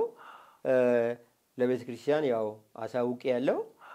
በተረፈ ሰሜን ላይ፣ ምዕራብ ላይ፣ ምስራቅ ላይ በእነዚህ በቤተክርስቲያን ተከላና በህንጻ ግንባታ ያልደረስኩበት የለም። በተለይ አሶሳ ላይ የሆነው ነገር በጣም ይገርመኛል። አሶሳ ላይ ቤተክርስቲያናችን በኃይለ ሥላሴ ጊዜ ነበረች የቃለ ሕይወት ቤተክርስቲያን። እኔና ወንድም በላይ ሱጋሞ ሄደን ይሄ ቦታ የቃለ ሕይወት ቦታ ነበረ፣ ቤቱ ህንጻው እዚህ ነበረ፣ እዚህ ድንጋይ መሰረቱ ሁሉ ሲሚንቶ ሁሉ የነበረበት ቦታ ላይ ሲያሳዩን እዛ ሄደን ከተማው መሃል ቆመን ጸለይን።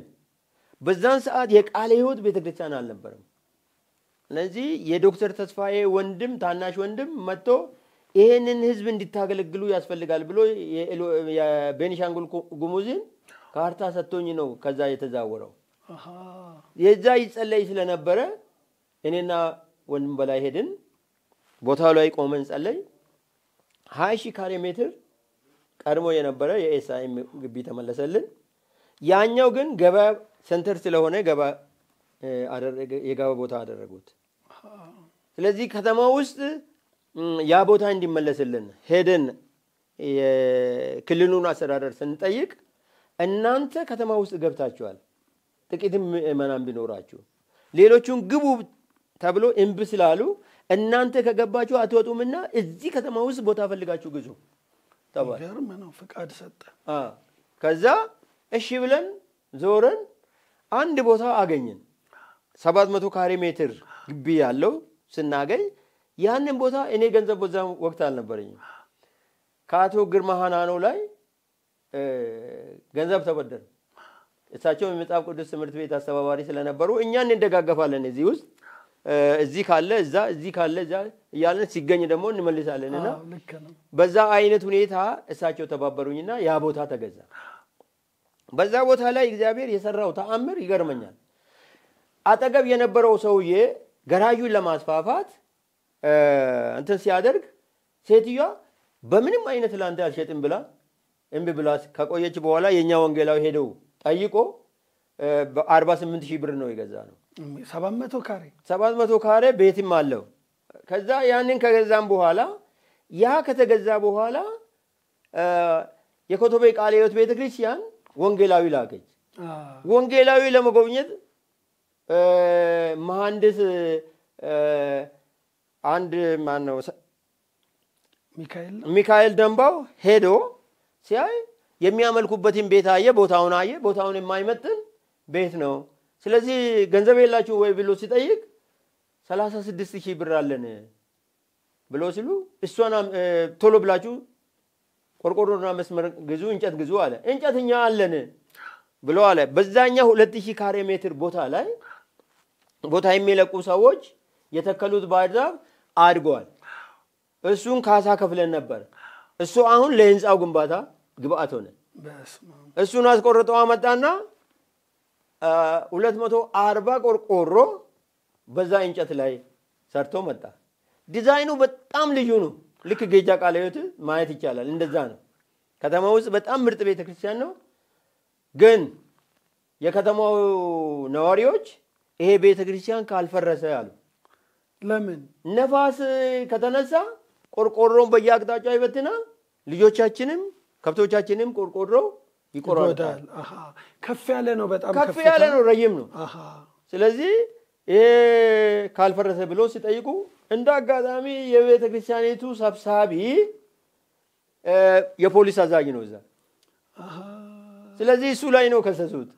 አቤቱታ ተከሳሽም ተቀባይም እንደገና አቤቱታ ተቀባይም ሆነ በቃ ከዛ በኋላ እሱ እኔ ጋር ደወለ በዛን ሰዓት እኔ ጋሽ ኩርሴ ጋር ገባውና እንደዚህ ተብሏል አልኩ ያለ አካውንት ውስጥ ገንዘብ ካለ ቶሎ ነው ይፈርማለሁ አንተ አስተላልፍና ሄድ የሆነ ነገር አድርጋለሁ ሄድኩኝ ሲሄድ ህንጻው ጣራው ከመርዘሙ በስተቀር ውበቱ በጣም ልዩ ነው ስለዚህ እኔ ይሄንን ማዳን አለብኝ አልኩ አይፈርስም ይሄ ወንድማችንም ለፍቶ ሰርተዋል እንደገና ደግሞ ባለበት ሁኔታ ሊረጋ አይችልም ብዬ እንትን አልኩኝና ሁሉም ሰው እንደዛ ወስኗል ይፍረስ ብለዋል ሲሉኝ አይፈርስም እኔ የራሴን ጥረት ላድርግ አልኩኝና አንድ መሐንዲስ አመጡልኝ እሱን አሳየው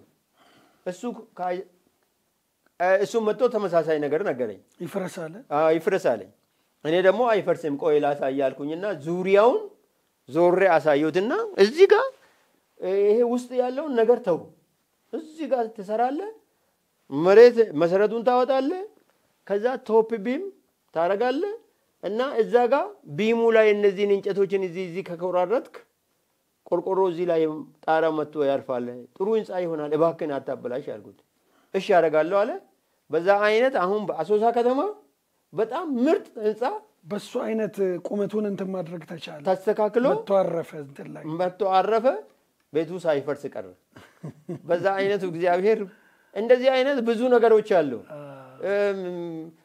ሁለት ቀንም የሚበቃ አይደለምና እግዚአብሔር የሰራው ብዙ ነገር አለ እግዚአብሔር ይመስገን ጌታ ይመስገን እንግዲህ ዛሬ ያቺ ቤተክርስቲያን አለች ያቺ ቤተክርስቲያን ለቃለ ሕይወት ብቻ ሳይሆን እዛ ለሚገኙ አብያተ ክርስቲያናት በሙሉ መሰብሰቢያ ሆነች ደሞም ቦታ ጠይቀን ዩኒቨርሲቲ ፊት ለፊትም እንደዚህ ቦታ ተሰጥቶናል እሱም እንደዚያው እግዚአብሔር አስፍቶታል ሌላም ደግሞ ወደ ገጠርም እንደዚሁ ቦታ እንትን ብሎ ያኔ በደርግ ዘመን የፈረሰው ቃለ ሕይወት የለም ተብሎ በተለይ እነ ፓስተር ከሊፋ የመጀመሪያው ኤስአኤም ጋር የነበሩ ወደ ሌላ ቤተ እምነት ቃለ ሕይወት የለም ብሎ የገቡ ሰዎች አሁን ዛሬ ገጠርም ከተማም ቃለ ሕይወት አለ የልዩ ህብረትነት ተፈቅዶላቸው በልዩ ህብረት ደረጃ ተደራጅተው ነው ያለው አድገዋል ማለት መጽሐፍ ቅዱስ ትምህርት ቤት በዛ 2000 ካሬ ሜትር ግቢ ላይ አለ ከተማ እምብርት ላይ ያ የተገዛው አለ እንደገና ደግሞ ከተማ ዩኒቨርሲቲ ፊት ለፊት የተመራ ነው ቦታ አለ ገጠርም ደግሞ እንደዚሁ ሌሎች ቤተክርስቲያናት አለ የሚገርም ነው እንግዲህ ዛሬ አጥቢያዎች ተበረክተው የአጥቢያዎች ልዩ ህብረት ተፈጥሯል የሚገርም ነው እንግዲህ ውድ ሕይወት ቲቪ ተከታታዮች ከጋሼ ነገረ ጀማማ ጋር ያደረገን የነበረው ቆይታ ወደ ማጠቃለያው ደርሷል አንድ የመጨረሻ እስቲ የሆነሽ ነገር ልጠይቅህ እንደው ልጋብዝህ ብል ይሻላል እንግዲህ ብዙ እንዳገለገለ እንዲህ ለቤተ ክርስቲያን እንደለፋ ሰው ደግሞ ቤተ ክርስቲያንህን በጣም እንደምትወድ እናውቃለን በኪንግ ደማይንድ ደግሞ ከሌሎችም ጋር የመስራትም ችግር የለብህም በርግጥ ማንም ሰው ያሳደገችውን ከትቢያ አንስታ እንደው ሰው ያረገችውን ቤተ ክርስቲያን እናት ነሽ ብለሃል ቃለ ሕይወት እውነት ነው ሁላችንም ፍቅር አለንና ለቤተ ክርስቲያናችን ለወንጌላውያን አማኞችም እንደዚሁ ምን ትመክራለህ አሁን ላለው ትውልድ እንግዲህ አንተ እግዚአብሔር በሰጠ ዘመን ይሄን ሁሉ ሰራህ በርግጥ አሁንም ደግሞ ዘመንህ ገና ነው በጽሁፍም በቤትም ሆነ በሌላም አቅጣጫ ከልጆች ጋር አገልግሎቱ አቅጣጫውን ቀየረ እንጂ አልተቋረጠም እስቲ ለትውልድ የሚተላለፍ ምክርህን በልና በዚሁ እንቋጫለን እንግዲህ እኔ ትልቅ ነገር ሰራሁ ብዬ የሚለው ነገር የለኝም እግዚአብሔር ትልቅ ነው አሜን ሁሉ ጊዜ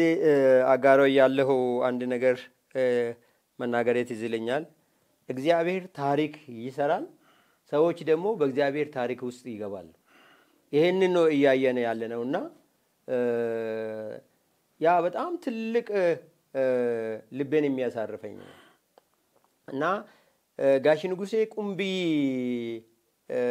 ወደ ጌታ ሳይሄድ በፊት የተናገረው ነገር ሁሉ ጊዜ ትዝ ይለኛል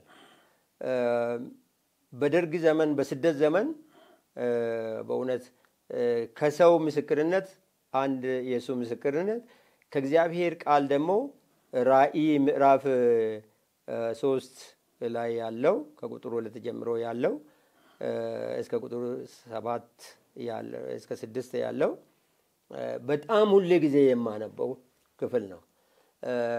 ያ ጋሽ ንጉሴ ቁምቢ ምን አለ? አንተ ብቻዬን ከእግዚአብሔር ጋር ስትቀር እኛ ይሄ ሁሉ ህዝብ ገሃነም ስንገባ እውነት አንተ ብቻዬን መንግስተ ሰማያት እገባለሁ ብለህ ታስባለህ ወይ ብሎ ጠይቆታል። ከዛ ህዝብ ፊት ቆሞ አዎ አንዱ እግዚአብሔር ከማስ ይበልጣል አለ። አንዱ ብቻውን እግዚአብሔር ከማሱ ይበልጣል። እኔ ከእግዚአብሔር ጋር ማሱን አይቼ ጌታን ከምተው እግዚአብሔርን አይቼ ብቻዬን ከእግዚአብሔር ጋር ከማስ ይበልጣለሁ ብሏቸዋልና 7 ዓመት ታስረዋል። 7 ዓመት ታስሮ ዋጋ የከፈለ የነዚህ ሰዎች የጸሎት ፍሬ ነን እኛ። እንግዲህ እነዛ የፌዝ ጥያቄ ነበር የጠየቁት። አዎ ስለዚህ እሱን ይመለስላቸው። ነገር ግን እሱ እስር ቤት ገብቶ ከሱ ጋር የታሰሩ ሰዎች በሱ ምስክርነት ጌታን ተቀብለዋል ከሃዲዎች። እሱ ከእስር ቤት ቆይቶ ሲወጣ በሰልፍ ይዞ ነው የተቀበሉት። ስለዚህ ምንድነው እግዚአብሔርን አገልግሎ ብቻውን የቀረ ባዶን የቀረ ማንም የለም። ዛሬ ምናልባት ቤተክርስቲያን የምትሰጠው በቂ አይደለም ከኑሮ ውድነት ሁኔታ ሲታይ፣ ከአካባቢ ነባራዊ ሁኔታች በሚታይበት ጊዜ ቤተክርስቲያን ምን አደረገችልኝ የምትሉ ሰዎች ትኖሩ ይሆናል። ነገር ግን እኔ አንድ ነገር እነግራችኋለሁ። አገልጋዮች ገና የቆያችሁን ብትሆኑ እንደገናም ደግሞ ጀማሪዎች ብትሆኑ አንድ ነገር አስቡ። ዋጋ ከፋይ እግዚአብሔር ነው። ዋጋ ይከፍላል እግዚአብሔር። የማንም ባለ ዕዳ ሊሆን አይችልም እግዚአብሔር። ሆኖም አያውቅም፣ አሁንም ለወደፊትም አይሆንም። እኔ ለዛ ምስክር ነኝ። እኔ ልብስ መግዛት ካቆምኩ ምናልባት 15 ዓመት ሆኖኛል። ልጆቼ የት ይሻላል ብሎ ነው አምጥቶ ገዝቶ የሚሰጡኝ። ቀለብም ቢሆን አሁን እኔ እሰራ ከነበረው ጊዜ ያነሰ አይደለም። ልጆቼ እግዚአብሔር ባርኮልኛል። በእግዚአብሔር ይባርካል። በረከቱ እና ባለቤቴ አይተናል። ስለዚህ ይሄን መልእክት ነው ያለኝ። አገልጋዮች አደራችሁን። እንደገና ደግሞ እግዚአብሔር ጥሪ ያላችሁ ሰዎች በኑሮ ምክንያት ኑሮ ምክንያት አድርጋችሁ ከአገልግሎት እንዳትሸሹ። እግዚአብሔር የሰማይና የምድር ጌታ ነው። በሰማይና በምድር ያለው ሁሉ የሱ ነው። አስፈላጊ በሆነው ነገር አምላኬም እንደ ባለጠግነቱ መጠን የሚያስፈልጋችሁን ሁሉ ይሞላባችኋል ተብሎ እንደተጻፈ የሚሞላ እንጂ የሚያጎላ አምላክ አይደለም። ስለዚህ በሚያስፈልገን ነገር ሳይሞላን የማይቀር እግዚአብሔር ነው። በሕይወታችሁ ዘመን የእግዚአብሔርን ሙላት እዩ እንጂ የቤተ ክርስቲያንን ጉድለት አትመልከቱ። ቤተ ክርስቲያንም የሚሞላ እግዚአብሔር ነው። ብዙም የሰበሰበ አላተረፈም፣ ጥቂትም የሰበሰበ አላጎደለም ይላል እግዚአብሔር ቃል። ስለዚህ በዛ መሰረት ጥሪ ያላችሁ ጥራችሁን አክብሩ። ጥሪ የሌላችሁ ወደ ቤተ ክርስቲያን አትምጡ። አደራ እላችኋለሁ። አንዳንዶች ጥሪ ሳይኖራቸው የተጠሩትን ሰዎች የሚገፉ ሰዎች አጋጥሞኛል። አሁንም እየገፉ ያሉ አሉ። ስለዚህ ከዚህ አደራ በእግዚአብሔር ስም እለምናችኋለሁ፣ በዚህ አትግቡ። ጥሪ ያላችሁ ከአገልግሎት አትሽሹ። ማንም ቢገፋችሁ፣ ማንም ቢጠላችሁ የሚመስላችሁ እግዚአብሔር አሳልፎ ይሰጣችኋል። ይሄንን ነው የምነግራችሁ ለትውልዱ ያለኝ።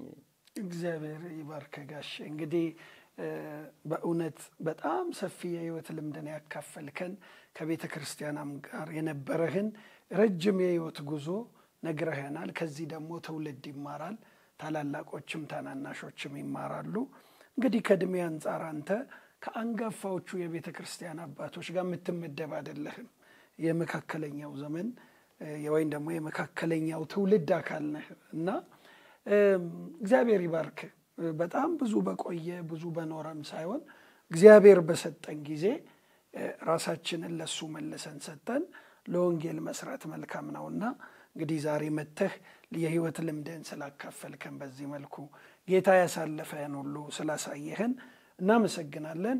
ውድ የህይወት ቲቪ ተከታታዮች እንግዲህ ባለፉት ሳምንታትን ጥቂት ሳምንታትን ጨምሮ ከጋሼ ነገራ ጀማማ ጋር የነበረን ቆይታ በዚሁ ያበቃል። እንግዲህ ሌሎች የህይወት ቲቪ ፕሮግራሞች ይቀጥላሉ። በእኔ በኩል ጨርሻለሁ። ከካሜራ በስተጀርባ አብሮን የነበረው ጸጋይ ወልደ ጊዮርጊስ፣ ሌሎች የህይወት ቲቪ አገልግሎት ክፍል አባሎቼ፣ ባልደረቦቼ በሙሉ፣ አዘጋጅ እኔ ሽመልስ ኃይሌ። እስከ ሳምንት፣ መልካም ሳምንት።